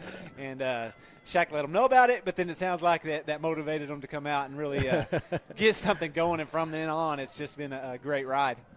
No, it's fantastic. That's one of the great things about Cashion Wildcats TV is that halftime lessons with Lane. Absolutely appreciate him and the story. So Wildcats, again, will be kicking off here, but some halftime stats for you. The Wildcats, again, up 22-6. First down, 16 for Cashion, 9 for Thomas. Wildcats accumulated 253 yards of offense to 153 of Thomas. Wildcats, again, 130 on the ground, 123 on the ground on 27 attempts, 130 through the air, so very balanced. Chance Acord, 11 for 20, does have a touchdown pass, and those penalties, 8 for 59, were absolutely crucial in terms of the game and kind of where we're at. Leading rusher for the Wildcats is Nathan Abavi. He's got 73 yards on 17 totes, 2 touchdowns. Seth Gilbert, leading receiver, 71 yards on 6 catches, no touchdowns. Max Brown with that 32-yard touchdown pass. So Wildcats will be kicking off, working from west to east, left to right. I think the most crucial I was going to ask you. Was our third down on defense. I think they converted at least 5 third and longs, and that you have to get off the field whenever it's a third and long. So big return there by Thomas. That one was caught by number 15, Gage Wright. He works that one back. Great blocking for the Thomas Terriers, and they'll have fantastic starting field position again right around the 47 on the Thomas side. Yeah, that our third down defense just in that first half, part of it was, they would convert on a penalty or that, but there was some big runs, big throws down the field that they were converting on. And if you want to have success, when you have the third and long, you've got to be able to get a stop, get the punt team out there for the other team, and get off the field as a defense. So 1st and 10 from the 47. Terriers and double back set here. Wildcats 4-man front. Handoff up front, and that's Camden Maroney on the tackle. Camden Maroney, who we called his name quite a bit. Cam had 4 tackles. That'll be his 5th tackle of the game. Leading tacklers in the first half were Timmy Jones with 5 and Jackson Vandruff. So we're used to Jackson name. Good to see the sophomore Timmy Jones growing up right in front of our eyes. Yeah, and I see Cooper Frazee down there. We talked about him coming off the field. Looked like his thumb was dislocated, and I went down and talked to a few of the players, and that's what they said it was, dislocated, and he is on the sideline with no pads on right now, so we won't see him back in the game. So it looks like keeper there by Ty Littlebird. He doesn't seem too heavy, but definitely dropping the pads there. Gets a decent amount of yards, and it'll bring up 3rd and manageable. 3rd and 3 on the Cashion side on the 46. 11:03 running clock, 3rd quarter. Again, appreciate you guys joining us here on Cashion Wildcats TV. Friday night football for the Cashion Wildcats. Here's that 3rd down I was talking about. Let's see what the defense does. Let's see if they can step up and get a 4th down. Looking to get that offside call. Wasn't there, thankfully. It was very close. So 3rd and 3, 10:44 running clock, double back set. Littlebird keeps it, goes right side. He's going to get the edge. Will he get it? He will not. Great job there by, that's got to be one of the Gilberts. It has to be. It is. It's Seth Gilbert, the senior, number 18, and it'll be 4th down and 1. This is definitely go for it territory. Yeah, definitely. And I said we want to get to that 4th down. In this situation, they're going to go for it. So the Cashion Wildcat defense needs to step up again, get that 4th down, 4 and out, get the ball back in the hands of the offense. So this is probably not gambling by Coach Ward. He's definitely going to be running the ball here. Same formation, double back set, Wildcat showing blitz. Keeper by Littlebird. He'll get to the outside. He'll have a lane. Nabavi with the tackle. Nice job in the open field. Looked like he got blocked in the back by number 13, but it'll be enough for the 1st down. So good individual effort there by Littlebird for the 1st down. Yeah, Nathan did a good job of coming up there and getting around that and fighting through that and getting a short gain, but it was enough to get the 1st down. So 9:53 running clock here. Second half action starting here with Thomas Terriers taking over right around the 46. Great field position, 47. Now across the Cashion side of the field. Single back set this time. Littlebird going for the pass, and that's right off the face of Baldwin. I mean, a fantastic ball. I don't think it was tipped. I thought it may have gotten tipped. There was a hand up as Jackson Vandruff was there, but that'll be an incompletion in 2nd and 10. I think what happened there was if it touched Jackson, it didn't touch him much, but it threw it off enough that it may have just hid the ball from Baldwin where he didn't even see it until it hit him right in the face mask. And either way, Jackson was there to really put pressure on the quarterback and ultimately break that pass up. And I will say fantastic facilities here. The lights are a little dim, so that can't – fumble! Ball's the 45, loose! And nice job by the Wildcats swarming to that one as Littlebird had no chance. Wisely falls down on the Thomas side of the field. And the first really big mistake by the Terriers today. Yeah, now this will be a 3rd and long if there's not a penalty. And it looks like there is a – I don't know what's going on. Do we have a flag? I don't see any flags on the field. We have a sideline warning. And it's Thomas. And I tell you what, that is amazing that we didn't get the sideline warning. So it's a warning. So with that will be a timeout as Coach Ward will burn it. Wait. So they didn't count the play. They didn't count the play. So it was a bailout, sideline warning on their own sideline that helped them save not having a fumble snap over the head of the quarterback. I've never seen that before in my life. It's a warning. It should be a warning. How does that negate the play? I have no idea how that stops the play. No idea. And there was no whistle to stop the play. The play was going on. The clock was running. I think what they're saying is there was a warning, but there was a timeout. So I don't know if maybe they're saying there was a timeout before the play. That's the only thing that I can think of. Because typically those sideline warnings are after the play occurs. It's a live ball. It's not like, oh, we're going to stop the play. Right. So I think the only thing that I can think of that makes any sense is that they got the warning, but they also got the timeout before the play. So, usually if there's a timeout, the side judge comes running in, waving his hands. But he threw a flag. He threw a flag. Because there's no loss here. So I mean that you get the warning, but it had to have been a timeout before the play. Had to. So it's second and 10. So the only negative play for the Terriers gets negated because of a phantom timeout. What we call it? It was a timeout. It was called. So with 9:30, it's 2nd and 10. Back to pass. A little bit of pressure's on, and that time Little Bird has no choice but to go down. Cotter, Vandruff, Timmy Jones, and big shout out to Nanny and Grandpa up in Michigan for the Jones family. That one's for you, Nana. And the Wildcats get the big TFL. There was no sideline warning that was helping that cat that time. Those boys were coming hard, coming fast, and they were there. So the bailout play is either going to be 13 Clancy, right, on a go route and try to get that phantom pass interference, or if you're Coach Ward, is there a screen involved, a tunnel? Do you try to find, Owen Baldwin, one of your better players on the field? Yeah, I mean, you want to when it's this far in distance, you want to get at least pressure on. Maroney with the tackle. TFL. Maroney is on fire tonight. Ring up another TFL for my man Camden Maroney.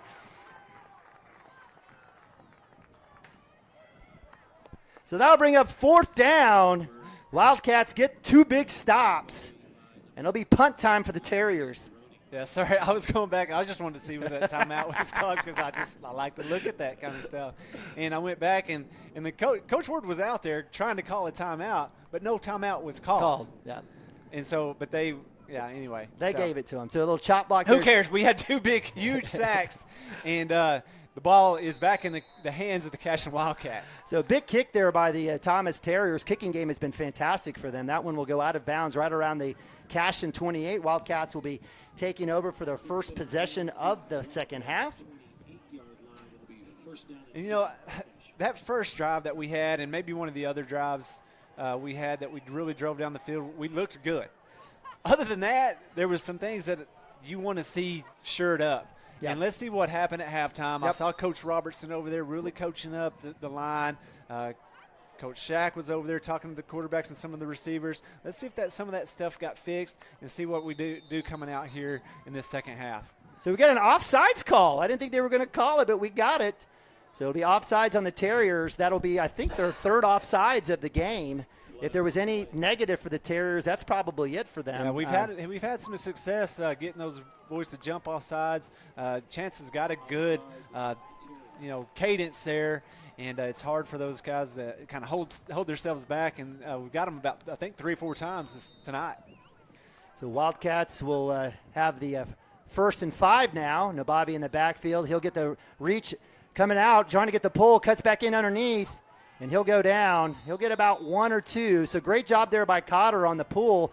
Excellent work by the Terrier defense. Nice work by number 54. We'll give credit to that is Hunter Freeberg, as well as number 3, Gage Johnson. Shotgun give to Nabavi. He'll run into a wall. He's got nowhere to go. As guess who? Santos. He's been the man of the hour for the Terriers. Will get the tackle. Nabavi will get a conversation from the referee. And this is the kind of stuff I talked to Nathan about. He's not going to win any popularity contests with officials. He's got to let his play do his game. 3rd and 6. High snap. Let's see if Acord can grab it off the bounce. He will not. So 2 awful possessions for both teams. Did we have a sideline warning or anything? Timeout? No sideline warning. Let's go. So the Wildcats getting the 1st and 5, 2 negative, basically 2 short down plays, and a snap over Acord. That one we'll put on Sealy. We'll give Cashion Wildcats a 4th and 22. And this is a great opportunity for the Terriers to get great field position again. This is how they scored their lone touchdown in the first half. It was off of a short field. Gilbert back to punt. He'll send a high spiral. Gosh, Lee, what a fantastic punt.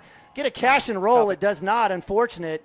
And it'll be down right at the Cashion 39. So the Terriers really not doing much, but getting very beneficial on that nice play. And we'll have the short field here on their second possession. Hey, y'all talked about Gilbert punting last week at Pawhuska. Man, I'm impressed. He's got a boot. Yeah, that was a high spiraling kick. Yep. We just needed spiraling. Gave our kids enough time to get down there where there was not going to be a return. You okay? So happens that the ball bounced back our way. Jet sweep. Baldwin, nowhere to go. Guess who? Preston Cotter. Attaboy. And they call him down as possession goes down. And Max Brown is looking for someone to help him up. He'll get some love there. Good team sportsmanship between him and Zach Clancy. And that will be a no gain there for Baldwin. So they'll bring up 2nd and 10. Do we have someone upstairs? I guess we do have someone upstairs. So poor Mark Parrott had to run off, had a little bloody nose. We appreciate Mark. Mark does a fantastic job for us. It looks like it's Garrett or Rival Fields up there. Yeah, it's Gage. Gage is upstairs. Shotgun look, pressure on, screenplay, blown up. Is that a free ball? Get on the ball. No. They'll say it was forward. I do think it was. Yeah, I thought it was. But it was close enough that you want those kids to drop on the that ball. Yeah. Yep. So great pressure there by the Wildcat defense. They moved the sticks back, but they're moving them back now. Okay. That so 3rd and 10, 5:54 on the clock from the 39. Wildcats trying to get a 3 and out here. Most likely 4-down territory for the Terriers. Bunch formation, one back set. Wildcats showing blitz. Maroney coming up. Pressure on, no hold call. Tip ball. Nice job there by Gilbert. Literally, Cotter getting tackled and no call. Listen, when it's from behind and the guy's getting turned, it's the easiest call in America. But with that, it looks like the Terriers will punt with 4th and 10, 4th and long. Definitely going to play it safe here. Great job by Gilbert this time in coverage. Yeah, he had gotten hit a couple times. Yeah, that time he was there underneath, able to knock that down or tip that ball. And Max Brown was kind of coming over the top there. With Max, with his speed and the way he can cover people, I just wonder if, don't throw him on and cover and maybe move somebody else to that deep safety spot. But that time, Seth Gilbert was there in position. Pressure on, causes a punt to go out of bounds. That should be Cashion ball right around the 25-yard line. So great job by the Wildcats. They get the 3 and out. They get the punt.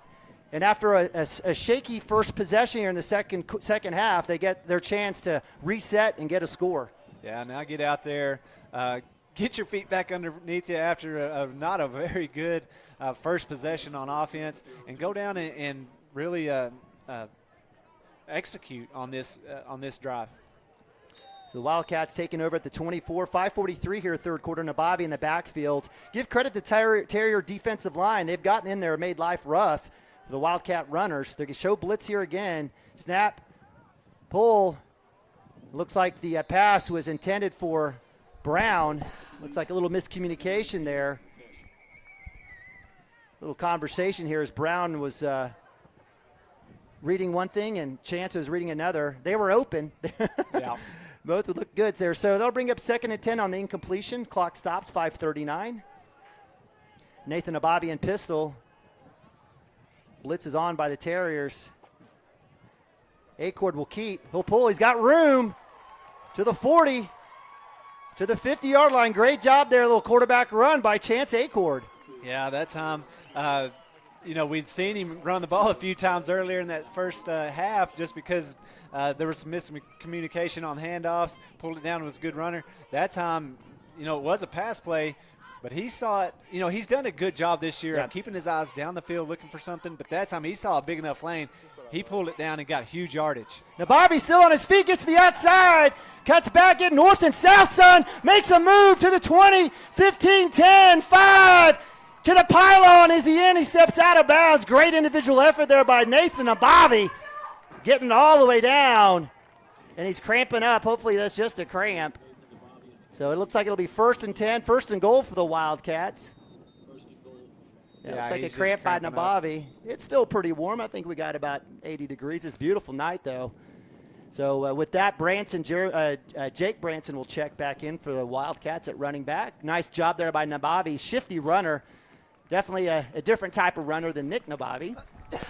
Nick would be happy to knock you over. Branson in the pistol. Acord shotgun blitz is on. Branson, big hole, touchdown! Cashion Wildcats. We got a loose ball. What's going on? Well, as he was going across the line, they said he lost the ball. So Branson fortunate enough to get that ball back. It'll be 2nd and 1, 4:59.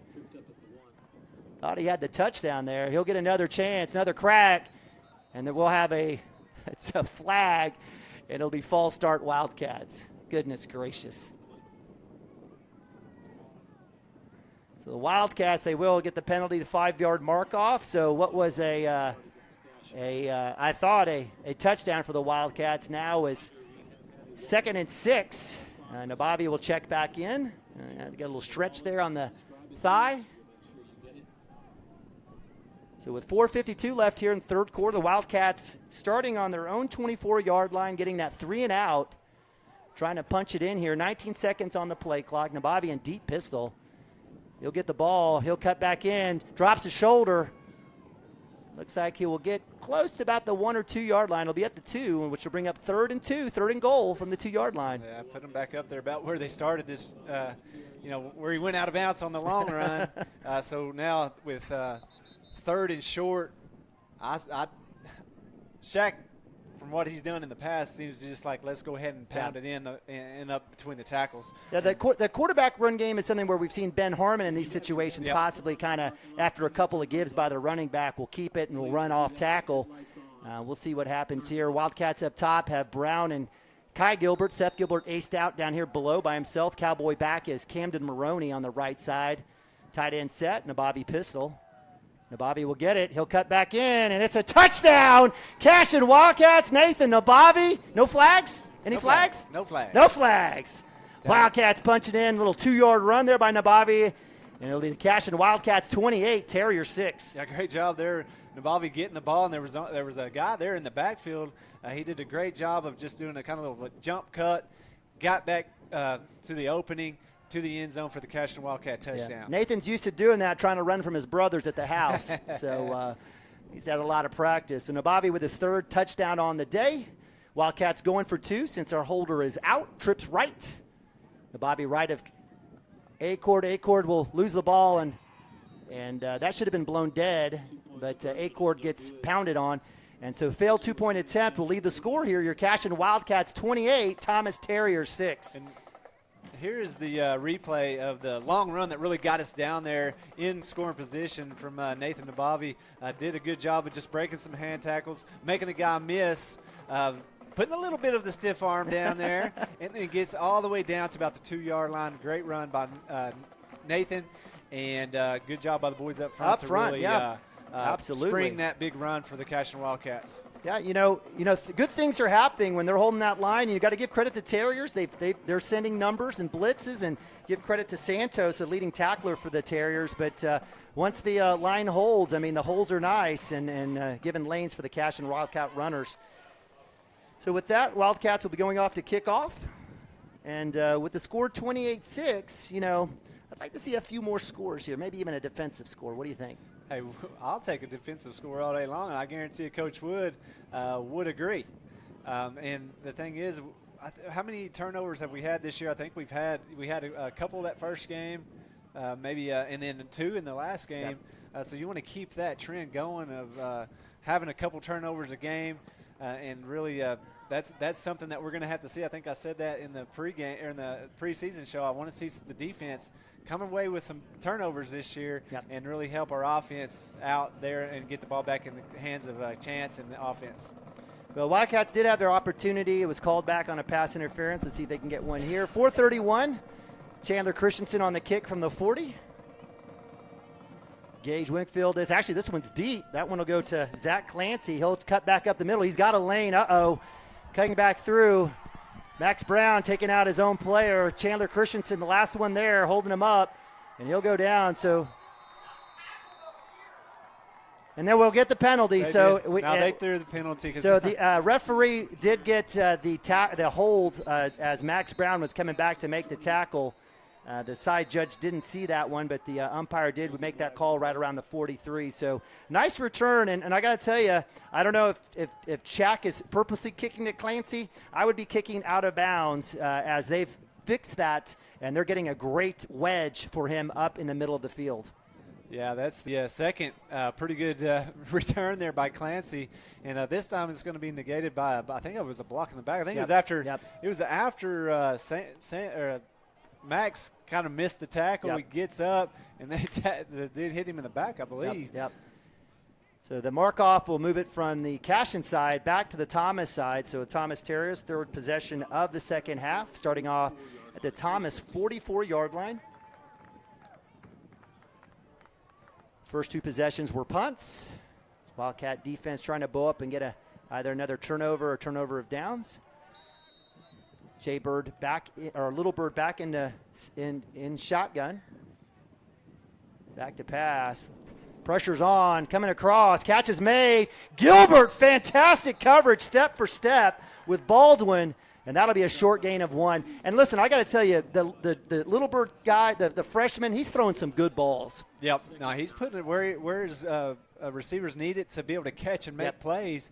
And that time, Baldwin, I think when he went down and got up, he's kind of like, where were you at? Because I thought I had lots of running room, and that time Gilbert, and I saw Gilbert and Coach Wood over there talking at halftime, and his coverage has been a lot better this second half. I don't know if there was something that just wasn't working in his head, but this time there's going to be a flag on that late hit right there.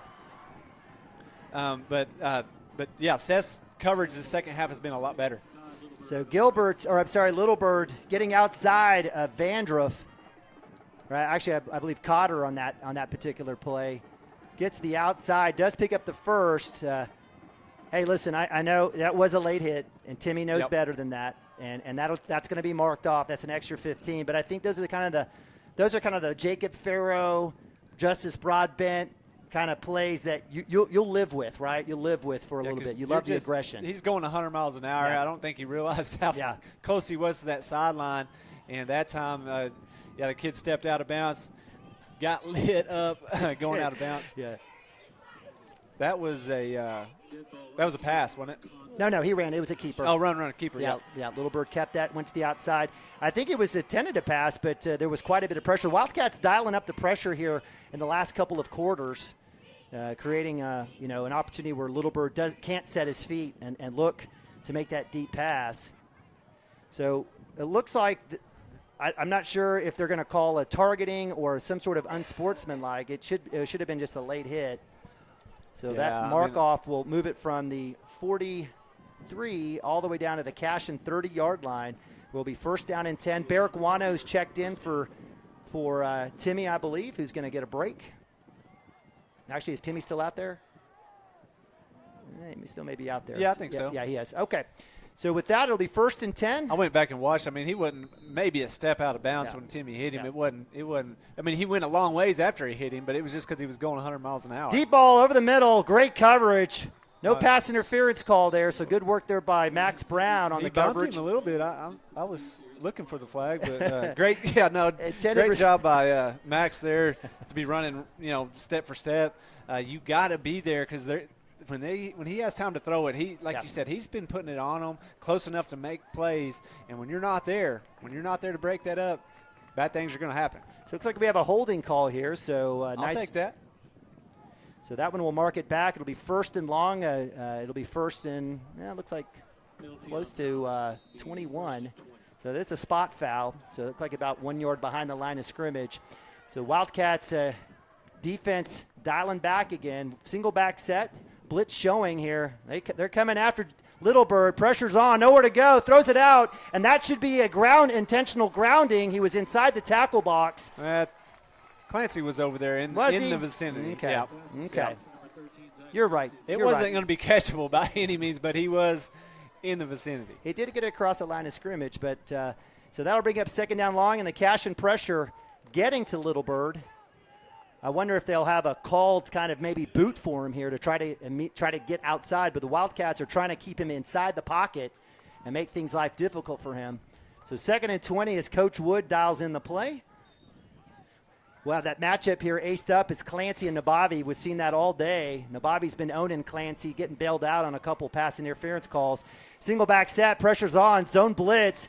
Here comes the pressure. Cameron Maroney getting back there, causes the pass out of bounds, and that'll be third down.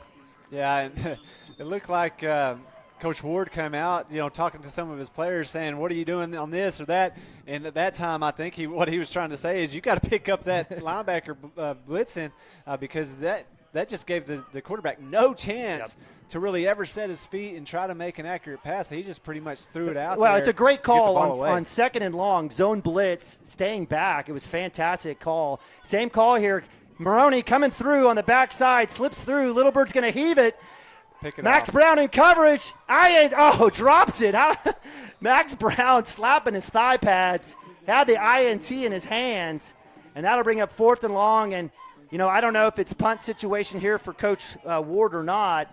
I know it's long, but if I was Coach Ward, I would run that same play again, run them deep. They've had some success throwing it over the middle, deep, finding some open guys down the field. I would take a shot. Got a couple pass interference calls, but nonetheless, it'll be a punt. Gilbert deep. That's a liner that will hit and roll out. So great job there. Again, 10. Kicking team by the Thomas Terriers pins the Wildcats deep again, this time at the 10-yard line. Yeah, and the last time we were pinned deep, we were down on about the 2-yard line right there before half, and we were able to really drive down the field, gave us a shot. Lost a little time on the clock right there before half and didn't get in the end zone. So now pinned deep again. Let's see what the Cashion Wildcats can do. I think one of our drives started about the 20-yard line. We did a lot of running the ball. Let's see if we can do that again. Branson going deep. Oh, my goodness. Little slant post there by Seth Gilbert, in and out of his hands. Great ball by Chance in space. In fact, if he catches that, he may be gone, and that's maybe what he was thinking. Yeah, that time Seth knows it, and he saw just the reaction after it came off his hands. My dad always told me, it hits your hands, you got to catch it. And Seth knows that, and that'll get cleaned up as the season goes on. Branson with the handoff, chase down from behind. Give credit to the Terrier defensive lineman. That was number 73. Is that Santos again? It is. Credit Santos on another tackle. That kid is making a name for himself. Donovan Santos, senior offensive lineman. It'll be no gain. It'll bring up 3rd and 10. Wildcats 2-by-2. Branson in pistol behind Acord. See what happens here. Another tunnel, another screen. It'll be a handoff. Great block. Branson will drop the pads, and he'll get about 5 or 6 here, and that'll bring up 4th down. And Wildcats are going to look like they're going to go for it. So they're trying to get guys off. If they snap it, they'll get a timeout. So Coach Shack playing chess when the Thomas Terriers are playing checkers. He's screaming to get the snap off. Almost gets it. And so the Terriers will have to burn another timeout. That'll just leave them, I believe, just one, because remember, they were able to get that timeout called on that huge fumble play. And that is. So it'll be 4th down and looks like about 6 here for the Wildcats. Does Shack do it again? Does he do what again? Does he go for it again? I'll say he does. I mean, no, he's going to punt the ball just like he did last time we were down here backed up. He will definitely – and Seth's been doing a great job of punting. He's going to try to punt it out there, back him up, try to get that ball back, play maybe the field position, try to get some field position back. Yeah, I agree. So, tough. But every time I try to outguess Shaq, he makes me look dumb. So doesn't make you look bad. It's impossible to make you look bad. All right, so we appreciate you guys joining us here on Cashion Wildcat TV. Again, a big shout out to Mark Parrott, the Gage Beddick, and Colton Niemeyer helping out with the cameras. We got Gage and Colton on the sideline. Look like we're losing our sideline cam. We don't have a connection here, so maybe we'll try to get a quick text in there. And Wildcats will come out of the timeout. Let's see if it looks like they're going to go for it. Yep, so, Chance is coming out. So, hey, there you go. I don't know if Chance has a quick kick in his arsenal, but that's exactly what I was about to say. I think they're going to do a little quick kick. So 2-by-2, Branson in pistol. Looks like the Wildcats are going to go for it. They're going to try to draw him off sides. Actually, it's not there. Let's see if we'll get the call. They're going to try to make him jump again, probably do a quick kick, call the timeout. And not a bad call. You've drawn the Thomas Terriers off, 4 times tonight. Yep. So, all right. So with that timeout, we'll take a timeout. We'll be right back. Cashion Wildcats TV. Insurance and Financial Services is proud to be on Main Street in Cashion, Oklahoma, supporting our Wildcats while riding business throughout Oklahoma and surrounding states. Legacy agents who share over 40 years of experience will shop many carriers to fulfill all of your insurance and investment needs. We welcome face-to-face meetings, but if your needs require an online virtual relationship, we are versed at those too. Let the team of Chris Gibson, Chris Cochran, Aaron Phoenix, and Christina Branson at Legacy Insurance and Financial Services help you build your own legacy, one you will be proud to live and to leave. At Water Heater Man, we specialize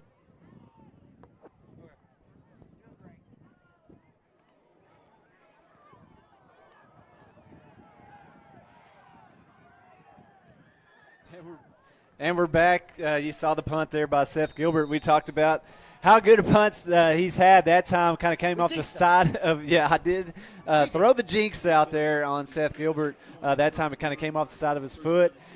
Went out there for about maybe 10 yards. So it's going to be Thomas Terrier ball about the 25-yard line. So the Terriers have had the ball on their 47, the Cashion 39, their 44, and the Cashion 25. You can't ask for any better situation for the Terriers here in the second half. Their fourth possession, 3 straight punts. Let's see if the Wildcats can get maybe a turnover. This is what maybe this is the turnover down. So here again, matching up Clancy and Abavi here on the short side. Motion is Baldwin, double back set. Little Bird, handoff inside. Filling the hole is Kai Gilbert. Nice job there by Gilbert coming up at the linebacker spot. Matthew Stockton with the tackle and a little help clean up with guess who, Camden Maroney. Short gain, second down at about 8. I tell you what, number 30, was that 30 or 25? Was that Jacoby Edwards? That may have been 30 that time. Owen Baldwin, senior, or Wiley Highzone. He's a freshman. He's got good size. Yep. Future is bright for the Terriers, quarterback and running back there. It's 2-back set again. Actually, they gave him 3 on that one. 2nd and 7. Minute 24 here, third quarter. Motion is Baldwin this time coming across. Keeper is Little Bird. No block in the back. No call there on the hold.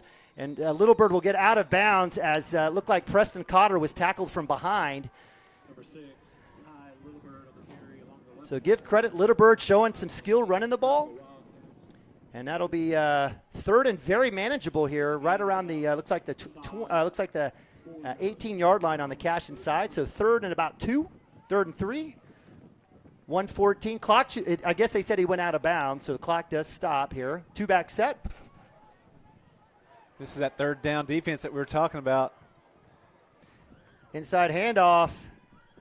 That'll be a first down. Give Yep. credit to number 25, senior Jacoby Edwards. Basically just 2 hands on the ball, put his helmet down, and he gets the first down. So Wildcats will try to reset here from the 18, or from the looks like from the 13-yard line.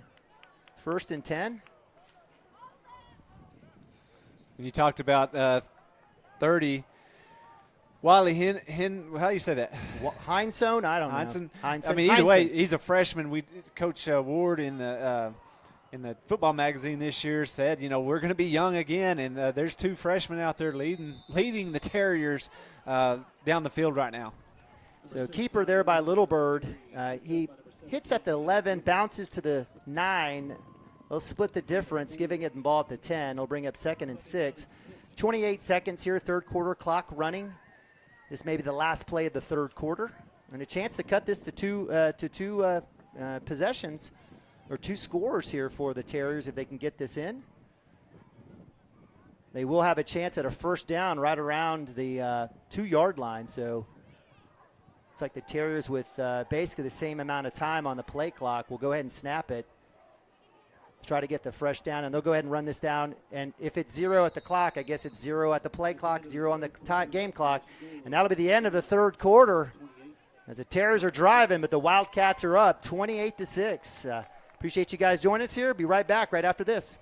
in repairing and replacing all water heaters. We service the OKC Metro and surrounding towns with fast, reliable service. We keep our vans fully stocked with essential parts needed for basic repairs, and new tanks are always on the vans ready to go. We offer free estimates on all jobs with financing options available. We match manufacturer's warranty for all newly replaced water heaters. We'll get your water heater back up and running as fast as possible so you don't have to put your life on hold waiting for service. Give us a call today, 405-844-TANK. That's 405-844-8265. Go Wildcats!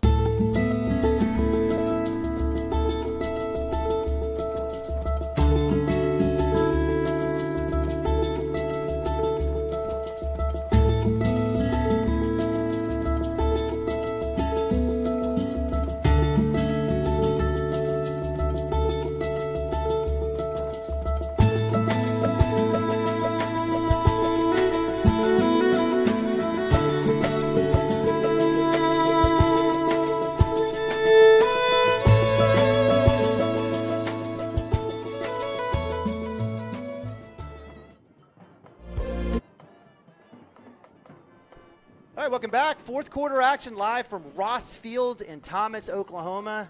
Cashion Wildcats football 2022. Appreciate you guys joining us. Neiman Abavi, Chris Gibson bringing you tonight's action as the Wildcats on the road up 28-6. Fourth quarter starting, still plenty of time. And Thomas Terriers are driving after essentially a 10-yard punt and a short field. The Terriers start at the Cashion 25. They find themselves at the 10-yard line, 2nd and 6. Double back set here. Wildcat defense needs to bow up. Maybe can't get a turnover here. Let's see. In motion is Bowman. Handoff inside. We had the chance behind the line of scrimmage. It should be a loss. It will be a loss of 1. So good job. We have a loose ball. Oh, we got the ball. They won't call it, so they'll call it dead. No gain right around the 10-yard line. So I think Camden hit the ground with the ball in his hands, and that's why he jumped up saying it's ours, and the official did not see it that way.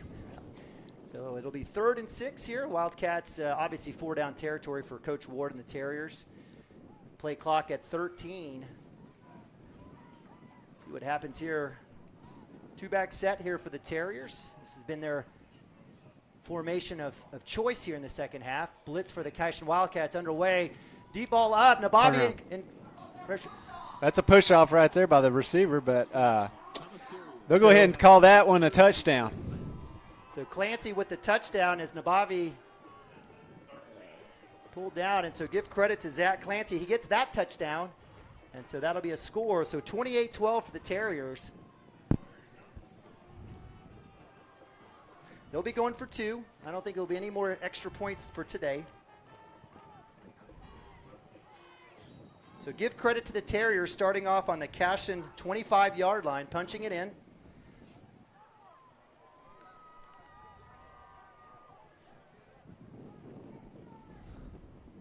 See if they just try to run it up the middle. Like they were getting 2-3 yards there on this drive.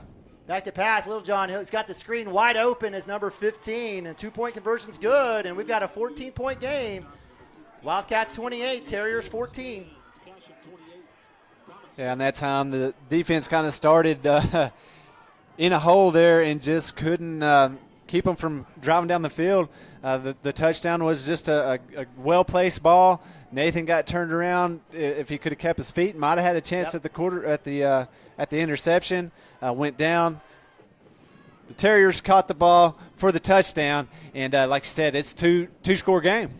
So Wildcats again holding the Terriers on their first 3 possessions to punt.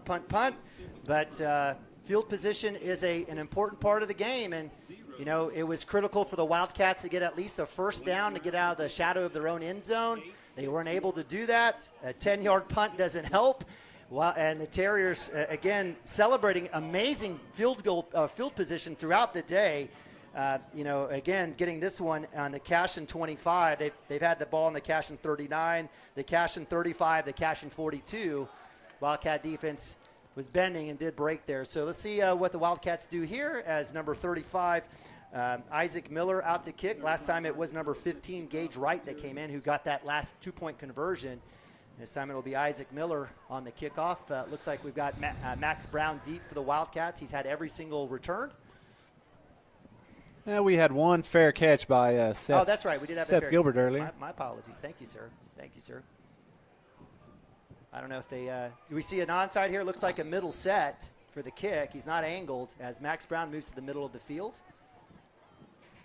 High hanger. Nice job there by Gilbert to make that catch, and it'll be Cashion ball, first down and 10 from the 37. Yeah, now let's see the Cashion Wildcat offense just get out there, execute, and just not have right here what I want to see is no penalties, no bad snaps, get the ball in the hands of some of our playmakers and let them try to get some yardage, drive down the field, and just kind of have a back-breaking drive here. Terriers have a little bit of momentum. Now let's get to that Cashion Wildcat offense out there and down the field and in the end zone. Acord back to pass, coming across the middle, and guess who? Seth Gilbert. Nice job on that seam route right at the hash. That'll be a big first down for the Wildcats into Terrier territory. So with 11:04 on the clock, fourth quarter, Wildcats moving. First and 10, hurry up here. Nabavi in the backfield, pistol formation. Let's see if he gets the ball. He does. Cuts big hole up the middle, bounces outside, trying to hurdle a few, and that'll be another first down as the Wildcats move the chains. Clock stops. Let's see if we have a hurry up here. We do as the A-Cord gets everyone set up. We've got trips up top. Camden Maroney tied in here on the short side. I want to see Camden Maroney sneak out there and get him like a tight end pop pass. Bobby pops to the outside, trying to show some speed. Just get to the outside, Nathan. Cuts it back inside into the pursuit. Could have gotten 3 or 4 more yards, but give him credit for the nice run getting the outside. It'll be second down and about 3 on the 7-yard run. Hurry up. Spin out to Max Brown to the outside. Great blocking by Gilbert. Cuts it back inside. And knocked out of bounds. That'll be another, actually inbounds. That'll be another first down. Wildcats, hurry up. Coach Shat giving Coach Jeff Levy a run for his money. Doing some high-speed play calling. And that time, Max did a good job out there. The Gilbert twins were out there blocking. Gets to the outside for the first down. Now Bobby inside. He gets the outside. We do have a flag. Cuts it back up inside appropriately. Stiff arm. Back inside. Juking through, but we do have a flag in the backfield. Maybe a legal formation. Looks like the White Hats yelling. Coach Shack says, okay, good job. False start. So that will negate the big run by Nabavi that would have made it first and goal. And so with that mark off, it'll be first and 15. And really the Wildcats have been their own worst enemies, drop passes and penalties on the day. No doubt. That's what I was talking about. Just I want to see a clean drive, no penalties. And up to that point, we were very clean, just driving down methodically down the field, kind of doing whatever we wanted to. And then we shoot ourselves in the foot with must have been motion in the backfield. Illegal shift. It was. Illegal shift. Yep. And brought us back on a big run. So first and 15, 10-13 here, fourth quarter. Nabavi to the right, trips up top, and we're going to have another conversation here to slow down the Cashion Wildcats. Not sure what the situation is. I don't know how this is difficult. So the officials will step it back 1 yard. Okay. So we'll have the 1 yard mark off to make it 5. We want to make sure and be exact. So same formation, back to pass, A-Cord, middle seam route to actually coming back. We have another flag. We're going to have another formation as we have a hurdle there. Nice work they're getting in the air is Max Brown. But we'll have another penalty from the sideline from the Thomas side. They're pointing. We're going to call a legal man downfield again. So that'll be the third time today this will be called on the Wildcats, negating another first down or close to first down. So instead of second and short, if not a first down, it'll be first down. So they're 20. saying one of the twins was not up on the line, but he tapped his head. Before the play called, he had his hand out. Guy taps his head, says we're good, then calls the penalty. Oh, goodness. Now we're in game 3 here, week 2. Snap. Nabavi will get it. He'll fumble. Let's see if the Wildcats get it back. Who is that right there? Was that Camden? As we were going towards the fumble, Camden's knee gets taken out, and that's the same knee that he tore his ACL. So let's hope he's just cramping. Okay. Yeah, okay. So Nabavi on the turnover, not caused by collision, and that's unfortunate. So two penalties negate 2 big plays. Wildcats can't keep it clean. You talked about that disciplined football, and that's the only reason the Thomas Terriers are still in this game. Yeah, and I was going to, those penalties are hard to see, and you see a big play and then you see a penalty and you're thinking, what is going on? Because you didn't see any movement. So it's one of those things you just want to go back and film as a coach and show the kids, here's why they threw the flag. And if you can't find it, you try to figure out what happened and make corrections. Give inside, handoff. Bowling through is number 25, and Jacoby Edwards with another big run. And the Thomas Terriers getting their run game going here. So with the cramp, it looked like is Maroney off. So Maroney's off. Barrick Wano has come in to replace him at linebacker. That'll be an 8-yard run. 2nd and 2, 9:34 here, fourth quarter. Appreciate you guys joining us here. CWTV live from Ross Field, Thomas, Oklahoma. Shotgun, another handoff inside. Tries to bounce it outside. That time he's got nowhere to go. Jake Branson, great job with the tackle. Nice work there by Matthew Stockton and Jackson Vandruff. Stockton will come out. Looks like he's got a little hand injury. Tommy Branson, the junior, will come back in for the Wildcats as Coach Wood showing a 3-man front. So 3rd and 1 on the short gain.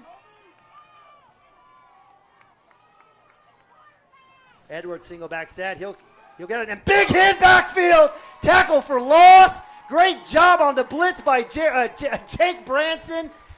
Give credit to Preston Cotter as well. And that was a huge defensive stop for the Wildcats, bringing up 4th down. Yeah, we're talking about the 3rd down defense. That time Jake came in, made a big hit. Preston Cotter was there to help clean it up. And 4th and 4.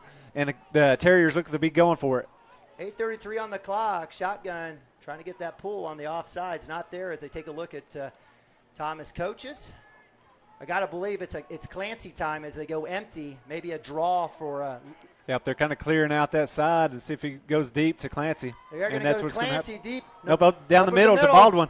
Good defense there. Nice coverage and by Max Brown. The intended receiver was number 2, Owen Baldwin. It'll be Cashion ball on the turnover of downs. And Baldwin was turning, looking for that flag. But that time, that was just great defense by Max. There, step for step with him, and wasn't nothing going for him for the Terriers. Should be a turnover of downs.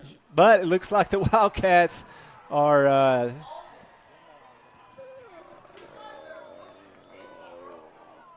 what did they call the penalty on? The result of the penalty is I don't know. I'm for the first time in my life. There was no flag. I never saw a flag. So we have a mystery flag. Don't know, but it's 1st down and 10, 8-11 as the Terriers on the move, rolling to his left is. That's a hold right there. If they don't call that a hold. Gump in coverage with the interception. The sophomore. Carson Gump, yes, sir. Any flags? Any flags, partner? There should be a flag for holding because Preston Cotter got completely destroyed, tackled over there. But who cares because we got an interception. INT. Holy cow. So nice work. Wildcats give up the fumble deep in Thomas territory. Phantom calls are made. The Terriers throw one up for grabs, and it's the sophomore in replacement of Cooper Frazee. Gets the interception. Great coverage, too, by Carson, might I add. Hey, Carson Gump, I love his energy, his passion out there. After he made that interception, the energy he had. Let's see if that doesn't carry over to the offense. Nabavi with a hole with a clear. Cuts back in. Just get to the sideline. Nathan cuts it back inside. I guess he must love contact. Doesn't want to get to the outside. But give him credit for the 1st down. So the Wildcats move the chain. Hurry up offense in account. 7:54 4th quarter. Wildcats up 2 scores here. Shotgun, great job by the line. Nabavi, same play, gets the outside, will cut back in, breaks the tackle, makes the move to the outside, still on his feet, outside and out of bounds. 1st down run by the Wildcats. Yeah, great job there again by the boys up front, just making holes for Nathan. There was a Terrier that came through and had a chance for a tackle, but the hard run to Nathan Nabavi got him off, got another big 1st down. Acord, that seam route to Brown, breaks the tackle, stiff arm, cuts back up inside, spinning around, taking on 2-3 Thomas Terriers, and another Cashion Wildcat 1st down. Yeah, and after that interception, I told you, Gump with the energy and the passion, it just kind of carried over to this offense, and they are mad. They're ready to get down the field, get into the end zone here. All right, just checking out something. So Pistol Branson comes in for Nabavi, trips right. Branson will get the carry right side. Nice hole. Cuts out the outside, bounces it, showing that 800-meter speed and his toughness. Good job there again by the boys up front. Yep. Just holes and a caravan of blockers there for Jake Branson. And Jake Branson's a good hard runner. If he's got those guys out there blocking and he takes on contact, he's getting yards. Branson left side, tripped up. Goodness. Number 20, give credit to him out of nowhere. That's Traylon Poole, the junior. That may be his 1st tackle of the game, and it was a big one as that slows down that Cashion Wildcat offensive push. It'll be 2nd and about 8. Wildcat staying in that trip side on the short side of the hash. Acord shotgun, give to Branson. He'll go back right side, following Jackson, cuts back up, taking on a couple of tacklers. He'll push forward. It looks like he'll get it right around the 5 or 6, and it'll be third down and about 2. And so nice handoff, nice work there by Jake Branson coming in. Good, strong running by the senior. Nabavi will replace him to the right side, 3rd and 1. Acord with the snap, give to Nabavi. He'll work inside, back, outside, inside. Touchdown, Cashion Wildcats. Nathan Nabavi, 6-yard touchdown run. That's his 4th of the night. Yeah, good job again. There was a good hole. He saw the crease, put his foot down, got north and south, got across the goal line for his 4th touchdown of the night. Good hard running by Nathan Nabavi tonight, and a good job by Jake Branson coming in and getting him down there just to spell Nathan during that drive. Good job by the Cashion Wildcat offense this time of getting the ball with some urgency and getting it into the end zone. 2-point conversion, inside pass. And that's is it caught? It is. And guess who? My man Kai Gilbert getting in on the game. Love Kai. I think that's his first catch of the night. It's a 2-point conversion, and the Wildcats lead balloons to 22. Yeah, great job there by the Cashion Wildcat offense. Like I said, after that interception, I love seeing Carson Gump's energy and passion, and it carried over. It fueled that offense to get out there and really just take it and do whatever they wanted to all the way down the field and extend the lead to 36-14 for the Cashion Wildcats. And Tishner, earlier in the day, I talked to Tishner, and I think he said 41-14 was his pick. So it's getting close. It's getting close. You're getting close to May have to get Tishner's picks instead of mine. It's all right. It's okay. You guys have the power of Cashion. Is that 2nd Street, right? What street is that? No, that's Main Street, brother. My apologies. Duh. All right, the Wildcats, 9-play, 70-yard drive there. Wildcats getting that INT. Carson Gump, the sophomore, coming in. Had a great play to break up a pass in the end zone, comes back here with a interception. Wildcats go hurry up. Give credit to Max Brown on a couple of catches. Seth Gilbert on a big conversion on 3rd down. And it was Nathan behind the legs of Nathan and Jake Branson. Out to kick is Chandler Christensen. Let's see where he sends this one. He'll send this one to the sideline. That's over the head of Clancy. It rolls. He'll get it at the 10. He's going to try to cut back up the middle. And guess who? Drake Branson. Big-time tackle. Love to see a senior. Great job by Jake right there. Just sprinting down. Nobody ever touched him, and that's what you do. When nobody touches you, you get down there, and you be the first one to the football. And I love how Jake made a sure tackle, brought him down all at the same time while trying to get that ball out. Clancy did a good job of holding on to it because Jake was going for the ball. All right, so 1st and 10. This is the worst starting position here for the possession for the Thomas Terriers. Yeah, Thomas doesn't know what to do without starting field position about the 40-yard line. I know. One back set here. Again, the matchup we're going to watch is Clancy versus Nabavi over on that far side. Nabavi coming back. They're going to go to him up top. They're going to try to get him out in open space. Nabavi with a good tackle there in open space. And that'll be a gain of about, we'll give him about 5 to the 20-yard line. Actually, it's at 25. I apologize. So that's going to be close to a 1st down. So good work there. And that's where Wildcats are playing it safe, right? And it was about a 10-yard cushion. It was a good read. Nabavi will kind of keep that 5 to 7 cushion on Clancy. Inside fumble. Loose ball. Camden Maroney wants all part of that. Actually, that's Jake Branson. Jake's in there fighting, boy. I love it. I do too. The seniors getting in there, you see the ball on the ground, you're going for it. And the quarterback there, Little Bird, wasn't happy that Jake was wanting the ball, but that's what you're doing. You're playing to the ball till the whistle blows. That's exactly right. So that'll be a loss. So what was very close to a very manageable 2nd and inches now is 3rd and 5. Wildcats dropping back in zone. Ball up top. Clancy, you'll get it. Jake Branson, nice job with the cleanup there from linebacker. Welcome to the game, Jake Branson. Yeah, I mean, he had some really good runs there on that last drive. And then from there on, man, big special team tackle and a couple really big plays there on defense so far in this drive. So if you're Nabavi, you got to be careful. A couple of short passes here. They may have that pump and go, so you can't jump the route. Got to keep everyone in front of you. 1st and 10, 4:56, 4th quarter. Back to pass. Yep. Double move. I called it. Not there. Nabavi in coverage. You have to swing it out to the running back, and he's got nowhere to go. As the Wildcats get the stop, Preston Cotter, Jake Branson. Nice work by the Wildcats on the short gain. Am I in Coach Ward's head? You are, because it I was wish exactly I could get into that. my kid's head. But hey, Nathan was reading it too. He didn't bite one bit on the little stop there. Was there in coverage. They had to dump it down, and Preston come over and made a big tackle. 4:23 running clock, fourth quarter. 2nd and 5 from the 37, Thomas side. 3-man rush. Screen is on. They dump it down. Hit. Great job. Is that Camden Maroney? It Yes, sure sir. is. Guys, bringing in that energy. Still here deep in the fourth quarter, coming down. Everybody reading that screen. Great work by the Tony Wood-led defense. Camden Maroney on the stop as it was Owen Baldwin on that particular catch. 3rd and 5 for no gain. Clock running, 3:53. Back to pass. Pressure on Jake Branson on the blitz. Vandruff facing the hands in the face, and he'll just Little Bird has no other choice but to throw it out of bounds, and that'll stop the clock, and that'll bring up 4th down and 6.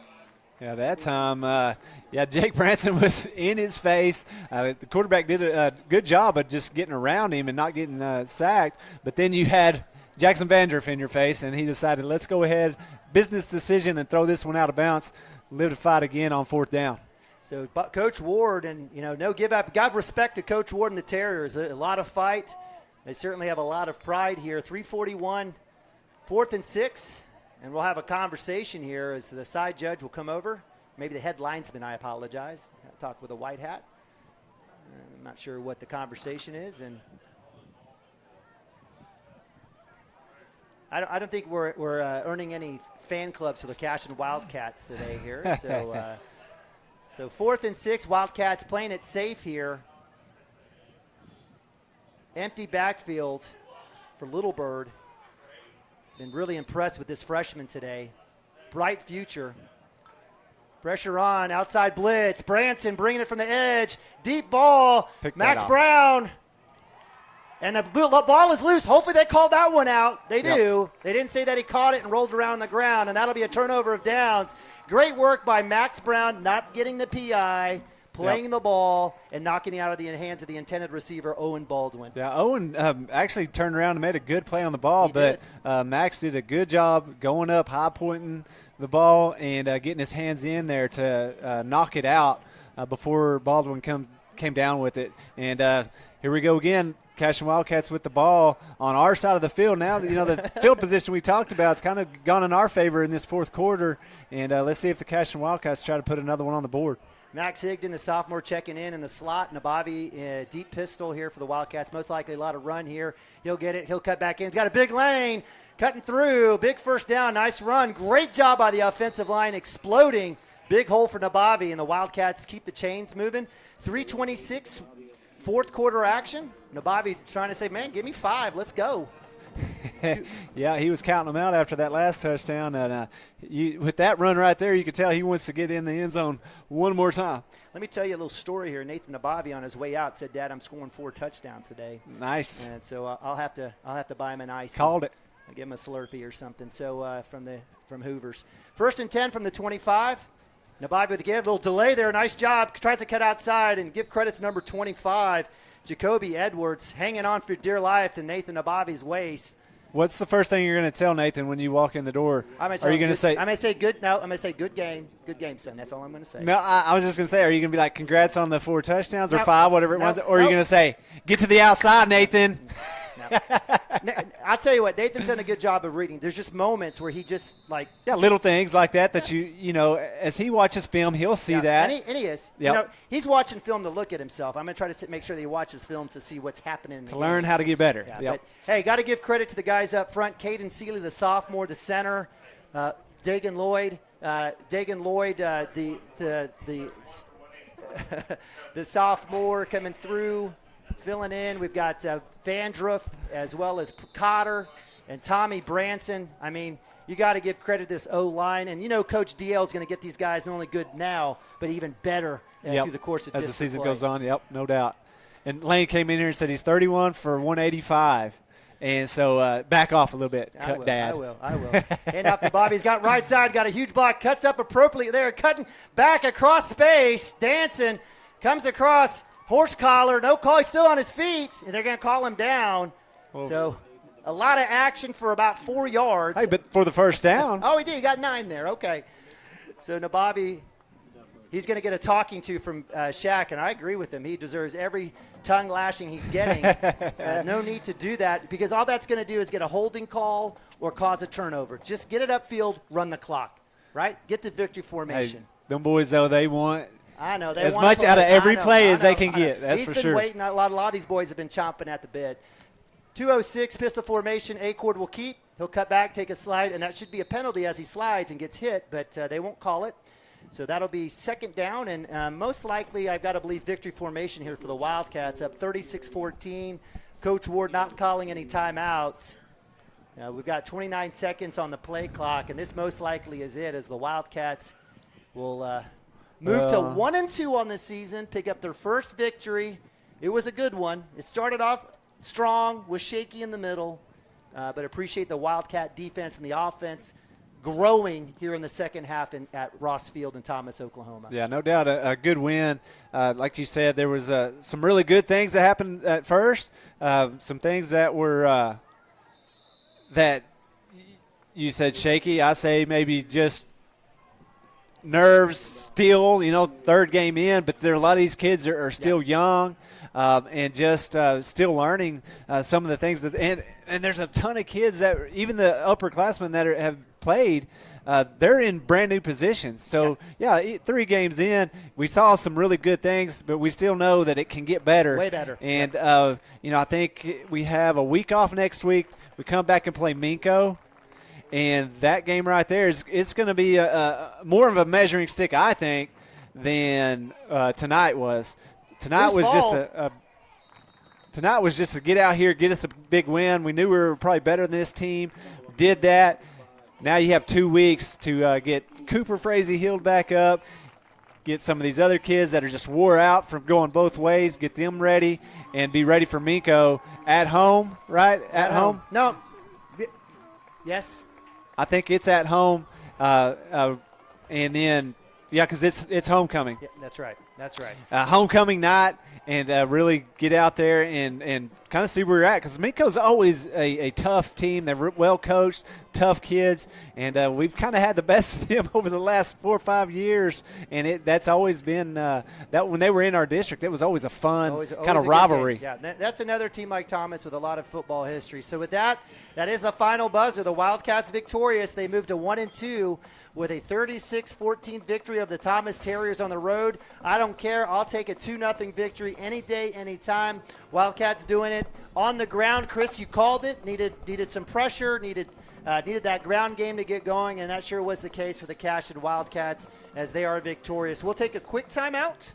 We'll leave it here. We'll just leave it here. We'll let the cheerleaders get a little bit of attention and that they deserve. Great job there by Amber Hopgood and Casey Williams. I'm going to take a second myself. We'll get Lane Broadbent, and we'll have Chris break it down, and we may have a Coach Shackelford signing as well. So hang tight as the Wildcats are victorious, 36-14.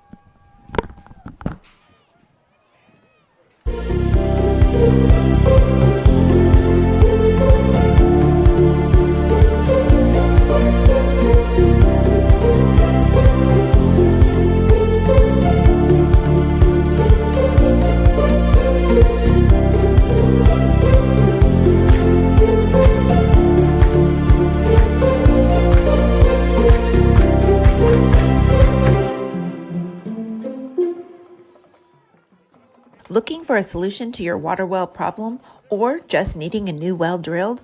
Western Drilling does water well drilling and repair. They are experts in pumping system installation, troubleshooting, and repair. Western Drilling works with domestic, ag, and irrigation wells. Give them a call today and explore all the solutions. Western Drilling supports Cashion High School. Go Wildcats! Our world is changing, but one thing is the same. We're here for you. In these uncertain times, take comfort in knowing that modern women of America is built for this. We are built to handle uncertainties, and we've weathered many in the past 137 years including world wars, disease outbreaks, depressions, and recessions. You may have concerns about your financial plan, but you can also have peace of mind. You got this because you have us. Storm season is coming, people, and your first choice for roofing needs should be Rhino Roofing. Locally owned and operated, the Rhino specializes in all types of repair and replacement. Large scale, traditional, modern, unique roof lines, they can do it all. Protect your home and your family with the specialized services of Rhino Roofing. Visit our Facebook page today and make an appointment. Rhino Roofing is all the hype for any roof type. All right, welcome into little post game with Lane. Neiman was going to run down and get a quick picture with his boys. And on the sideline, Nathan had a big game tonight. Cashion Wildcats come away with a big victory over Thomas Terriers, 36-14. Lane, kind of take away from the game for you. Well, we had some success on the ground, and I think it's because we're getting better every week, but it's also because we're playing the type of opponent that we're playing. That Rejoice Christian bunch is legit. And that Pawhuska bunch is pretty good, and we just really struggled the first couple of weeks on running the ball. That kind of come alive this week. So I really am encouraged by the way that we're running the ball. The usual people showed up. Vanderf showed up. Camden Maroney showed up tonight. Timmy Jones showed up. Yeah, and Timmy had a big I hit was out there I a was couple really times. impressed with him. And you know, Nathan Nabavi had he had close to 200 yards rushing. Man, that's pretty impressive that he could do that. He had 33 carries for 201. So, you know, we're gonna grow more and more here the next 3 or 4 weeks, but we're gonna have to keep on getting better. Our line's gonna have to get a little bit better. There's some times where we look really, really good, and sometimes we kind of struggle to kind of make it work. And Thomas is not great, to say the least. So we're going to have that Watonga bunch is getting the crap beat out of them tonight, but they're a pretty good bunch. I mean, Minko's going to be well coached. They beat Thomas 54-0 or something like that. Right. I think. So, you know, we're going to have some games here that we're going to have to play, and hopefully these kids have learned the last 3 or 4 years how to win, and so I think in these close games they'll pull it out. But we're going to have it's going to be a learning curve here for the next 3 to 4 weeks, and hopefully when we get to that end result, we're going to be a pretty good bunch right now. The thing that we can't have that happened tonight is you get Cooper Frazee hurt his thumb. I don't know how serious it is, but he didn't play the rest of the game. And you get 3 or 4 kids like that get hurt, and then you're in some big trouble. Yep, you are in big trouble, and that's exactly what I was thinking as he went off the field is, you know, Cooper, you don't realize how much he does out there, and then when he goes off, you know, he was a big part of a couple of those drives, getting the drives going, running the ball. But exactly like you said, if he goes down, you have another couple go down. We're just not where we were the last few years, where you plug another kid in and really be able to. Do we have another headset for make a chance? Yep. Hold on just a second. Here, Coach. Nope, you're good. Let me get you on here. Got Coach Shackford came in. We appreciate you coming up. Yeah, like you bet. Always do. You after bet. games when you don't have to, and we sure appreciate you jumping in and giving us a little insight. You know, we talked about a game like this tonight. You know, we kind of thought we were better than them, and come out and want to have some success and get that first W on the board. Yeah. That's what we did tonight. Yeah, I thought, you know, we did some things different than we have in the first 2 games. You know, offensively, we tried to play with a whole lot more pace than we've played with. It really wouldn't have made a lot of sense to try to do that against Rejoice and Pawhuska just from a numbers standpoint. So we've been kind of, you know, targeting this week as, you know, kind of an opportunity to do that. And I was really pleased with the pace that we played. we missed some throws, I thought, in the first half, just barely. We had a couple runs that, if we block it a little bit different, drives may have turned out a little bit different. But I'll tell you what, I'll give Thomas some credit. I mean, they're young. I think he started 4 freshmen tonight. I mean, their best player, number 50, didn't even suit up. And they play hard, man. They do. I mean, they make you earn stuff. And number 6 is legit. He's going to be a heck of a kid. He's going to. You guys hide and watch. I mean, and what is this? In 2024, Thomas is going to be the real deal. Yeah. They'll be the real deal in Class A because they got some young kids that are going to be pretty good. And that quarterback's going to be really good. I was saying before you come in here, our running game kind of opened up tonight, and I think it's a combination of competition. That first week against Rejoice was pretty rough, just because they were so good. And so we didn't run the ball extremely well. We didn't run the ball extremely well against Pawhuska, but now that's how good Rejoice is. They just put 70 on Beggs. Yeah, and it was number 2 and 2A. So it was 56-6 we at halftime. Finally got our running game off the ground. Nathan and Bobby had 33 carries for 201. He ran the ball. Yeah, he ran the ball really well. And we've done some stuff. We've done a few things up front with our offensive line that's tried to help us.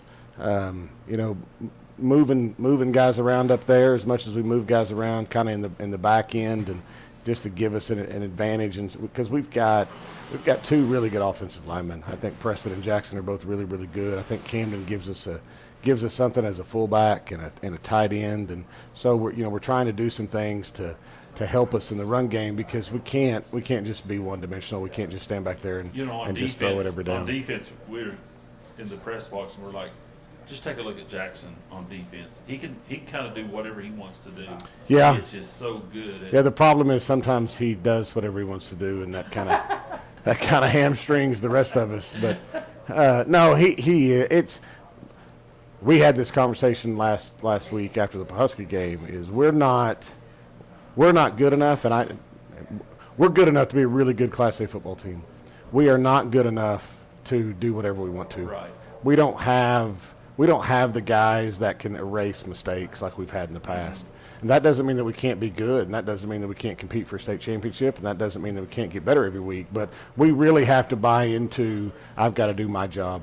And I've got to trust that the guy behind me is going to do his, or the guy beside me is going to do his, and I got to have all the faith in the world that that's going to happen. And if all those things happen, then I think we've got a chance to be pretty good. And I think you can see that a little bit tonight in our run game. I think our pace helped out a lot with our run game as well. And so, there's some things that we can do off of run game that I think can make Chance really, really good, can help our wideouts. And we had a couple things in the first half with Seth down the seam. We just either missed it or read it wrong, but we'll get there. I wish everyone could live the life I've lived the last 4 or 5 years in the football program, to see Shaq talk to his bunch of kids before and after games, especially before games. I mean, he has such a buy-in with them kids whenever he talks to them that it should be a pay-per-view pregame speech, because he gives some great pregame. Wildcats. Yeah. He does some great pregame. Not the HBO version, though. That's right. This is the PBS version. Yeah. No, I think, and I touched on this a little bit before the game today. I think it's more about the football program. It's not about me. It's just about there's somebody else is wearing number 16 now, and that kid's he's got to fit in the number 16, and he's got to live up to expectations that a kid wearing number 16 has had around here for a long time, or 56 or 57 or 73. It doesn't matter the number. There have been kids that have put those jerseys on that have played their hearts out and have played for the guy beside him and the guy behind him, and that's the buy-in that we need to have if we're going to win. I think we'll always be talented enough to be competitive, and some years we'll be, talented enough to compete for state championships. Those are things we can't control. We can control buy-in, we can control effort, we can control heart, we can control love, we can control those things. And that's what you spent the last 3 or 4 years talking to them kids, of how easy it is to lose culture, to lose that killer attitude, and you just have a little bit of a slip where you count like a days ago for a half a year, and it almost goes away. Yeah. So you just have to. No, you'd say we talk about it all the time. I mean, and we've talked about it all the time for years and years and years. Even when we're winning 70-0 and 60-0, and there's not really much competition, we're still talking about it because you have to. To me, that's what's going to carry you on even past football. I mean, that's what we should be trying to do anyway. But they talked about the culture and when Carson got that interception and jumped up and just had that passion and energy. Yeah. It was almost like, here we go. Yeah, Here and we went right down and scored. Bobcats went right down and scored. Yeah, yeah, and Carson's a kid that didn't even play last year, and has been hurt, and he didn't even get to suit up till the Husky game, and I mean, Cooper rolled his ankle on Tuesday, so Carson got Wednesday's reps in practice. I mean, that was all he got this week. And then goes out and plays, 2.5 quarters and plays really, really well. And I mean, I thought he played really, really well. Yeah. So looking he's forward a kid that's going to help us. Minko's up next. 2 weeks. See any film on them? I watched a little bit. I try not to spend too much time on the people that we have next, but sometimes like when you play Thomas, we've played Thomas for so long. They do the same. Yeah, they do the same stuff that they've done forever. I watched a little bit of Minko and Dibble, which I think was their first week 0 opponent. They're good. I guess they have they're a bunch of big old beefy dudes up front. They're big. They're not like they have been. And Coach Ward told me that they've had like 3 linemen get hurt since team camp this summer. So maybe that has something to do with it. But their quarterback's really, really good. He's a 3-year starter for him. He can run around. He can throw it. He's going to be a problem. Running back runs hard. I mean, they will remind you a lot of us when you watch them. They have some growing to do up front. Their quarterback bails them out a lot. They've got running backs that, if they can get going, are pretty good. They've got good enough skill kids on the outside. And defensively, they're sound, and they're kind of always where they need to be. Yeah. Sometimes they make tackles, sometimes they don't. So it'll be a war when we go down there. I mean, I have no doubt that it'll be all we want and then some. 2 or 3 throws a game, chance throws, and you're like, wow. No, he's got some tremendous arm talent. He's got some timing stuff that we need to work on and get, but it's just. He hadn't played with these kids, and it's so much different than in practice. You get in games, and there's just, and probably the offense he ran at Davenport.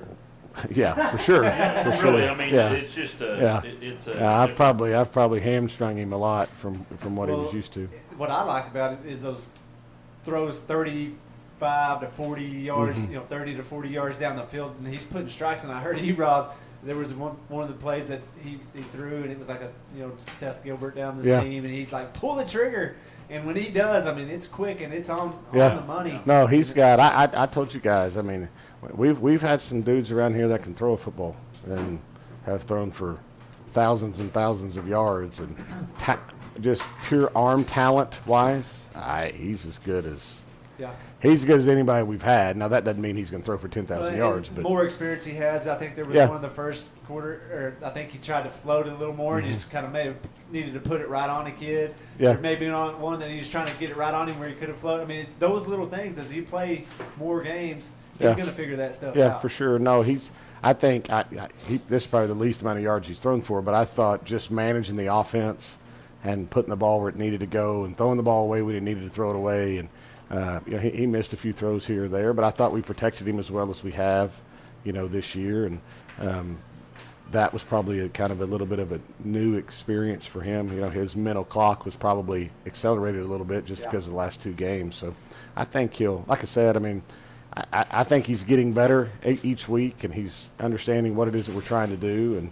And, I think he's going to have a good year. What about conditioning for the team as a whole? It just seems like from that first game, we were just gassed almost by the end of the first quarter to tonight. I mean, you were still pushing the gas pedal on the offense. I thought we could have kept it. We just didn't do it because I just want to run the clock out. I didn't want to do that to Bob and run to their score again. But no, we've made an emphasis to get in better shape. Our kids have pushed themselves to get themselves into better shape because I think I mean, it's you say this all the time that fatigue can make a coward out of anybody, and when you're playing a football game or a basketball game or whatever it is, and you're done, you're fatigued, you're gassed, it is an awful feeling. Yeah. It's an awful feeling to not be able to do what you can do. What you're wanting to do. So I think the last 2 weeks have shown our kids that we've got to, for their sake, if you're Preston Carter, you're like, I've got to, or Max Brown, I've got to get myself into shape so that I just physically don't feel awful in the second quarter and fourth quarter. And they've really done that this last really 2 weeks, but especially this week, and hopefully we can use next week as kind of more of the same. And all year long, the 3 games we played, Peyton Maroney, which would be Camden's brother's, up in the press box with me. Every time he's like, it's his knee, Camden's knee, he's down. It's like I was worried about it's a cramp on that fumble because they all went for it right by his knee. And I'm like, down. Crap. I was just sitting here with my hands on my face, like, no. Yeah, but it's always a cramp. Yeah, he'll be fine. Good deal. All right, what about the thumb out there on Cooper? It looks pretty nasty as he was running off. I don't know. We'll have to. Got 2 weeks to hopefully get that. Yeah, that's gotta. We'll see how it goes Monday. He'll have to go in and have it looked at and just. And he had just ran the ball great. Yeah, no, he was just kind of. Yeah, we were just about to get him rolling. I can't believe Nathan had 33 carries. There were some people. There were some people on the in the telecast tonight that was not happy at times. I'm not naming names, but Nima was screaming from time to time. Yeah, well, I asked Nima, tell him where to run. He was coaching him up. 4 touchdowns, or get to the outside, Nathan. But no, that's film work, right? You learned that in film. Yep. Well, Coach, appreciate you coming up. Neiman, do you want to jump on and say anything? Yeah, just make sure and thank the fine folks at Thomas. This is a fantastic facility. Yeah. I mean, we're super blessed to have. Yep. Our press box. Get cool stuff when you vote yes. Yeah. Vote yes is a good thing. I've never heard anyone say, "Oh, that was a terrible bond." Yeah. Neiman said just to thank the guys here at Thomas. The facilities here are great. Get great things when you vote yes on bonds, and here that the community really stepped up and has provided good things for these kids and the school here. Is it at Minko? Yeah, it's at Minko. Oh, it's at Minko. Yeah. No, I thought it was at home. No, we don't have any home games. It doesn't seem like. No. Like no home games. I told you. You were right. We go to Minko, then we're home. When is homecoming? Then we're the next week's Western Heights. Minko. Yeah. Okay, yeah, so that's homecoming. I was wrong. I'll admit it. So. Yep. Well, and so you got 2 weeks to really, prepare for that and go on the road to a tough Get team. healthy. And is that somewhere that you think you as a coach and as your staff can say, all right, here's what we're working with. I think we've got a chance to really be good, or do you think this is something that you go into Minko and you get your doors blown off? You're like, what do we got going here? Oh, I think, and you guys have heard me talk about this for years, and maybe you didn't believe me, and that's fine. But I don't. We really try to just stay singular focused on that Friday. I mean, so we have 2 weeks to get ready for Minko, and we'll try to put the best version of ourselves this year out there on that Friday night. But if we're not better the next Friday, win or lose against Minko, then we're not doing doing what we're supposed to be doing. Right. So that'll be our focus. We'll focus on Minko for the next 2 weeks, just because we have 2 weeks to get ready for them, and we don't have another district opponent again for 2 weeks after that because we play Western Heights. Minko is a district opponent this year. Minko is a district game, and so it'll carry a lot more weight than our other games. So that'll be our only focus. And as soon as we're done with that and we watch the film, then our focus will turn to Western Heights and Watonga and Christian Heritage and those guys, and we'll keep going from there. All right. Well, Coach, appreciate you coming on with us. Yeah, you bet. Always coming up after games. It's always, I know people all the time tell me that's awesome to get to kind of hear some of the inside of how it goes. I think your record is maybe 181 now and 32, something really? like that. Not bad. Not bad. Really. Not bad. And next time when you call a timeout, make sure they stop the clock. No, I'm just kidding with you. We were giving them heck. But Coach, appreciate you jumping on. Cashion Wildcats win tonight, 36-14 here in Thomas. It's late night. We're going to wrap things up here. Get on the road back to Cashion Wildcat territory. We'll be on Carrickso tonight with Rady Heights and the franchise. We will be on the after show with what channel? What is that? 107.7. 107.7. Nima's going Home to of the jump Sooners. on. What's that? Home of the Sooners. Home of the Sooners. All right. Well, there you go.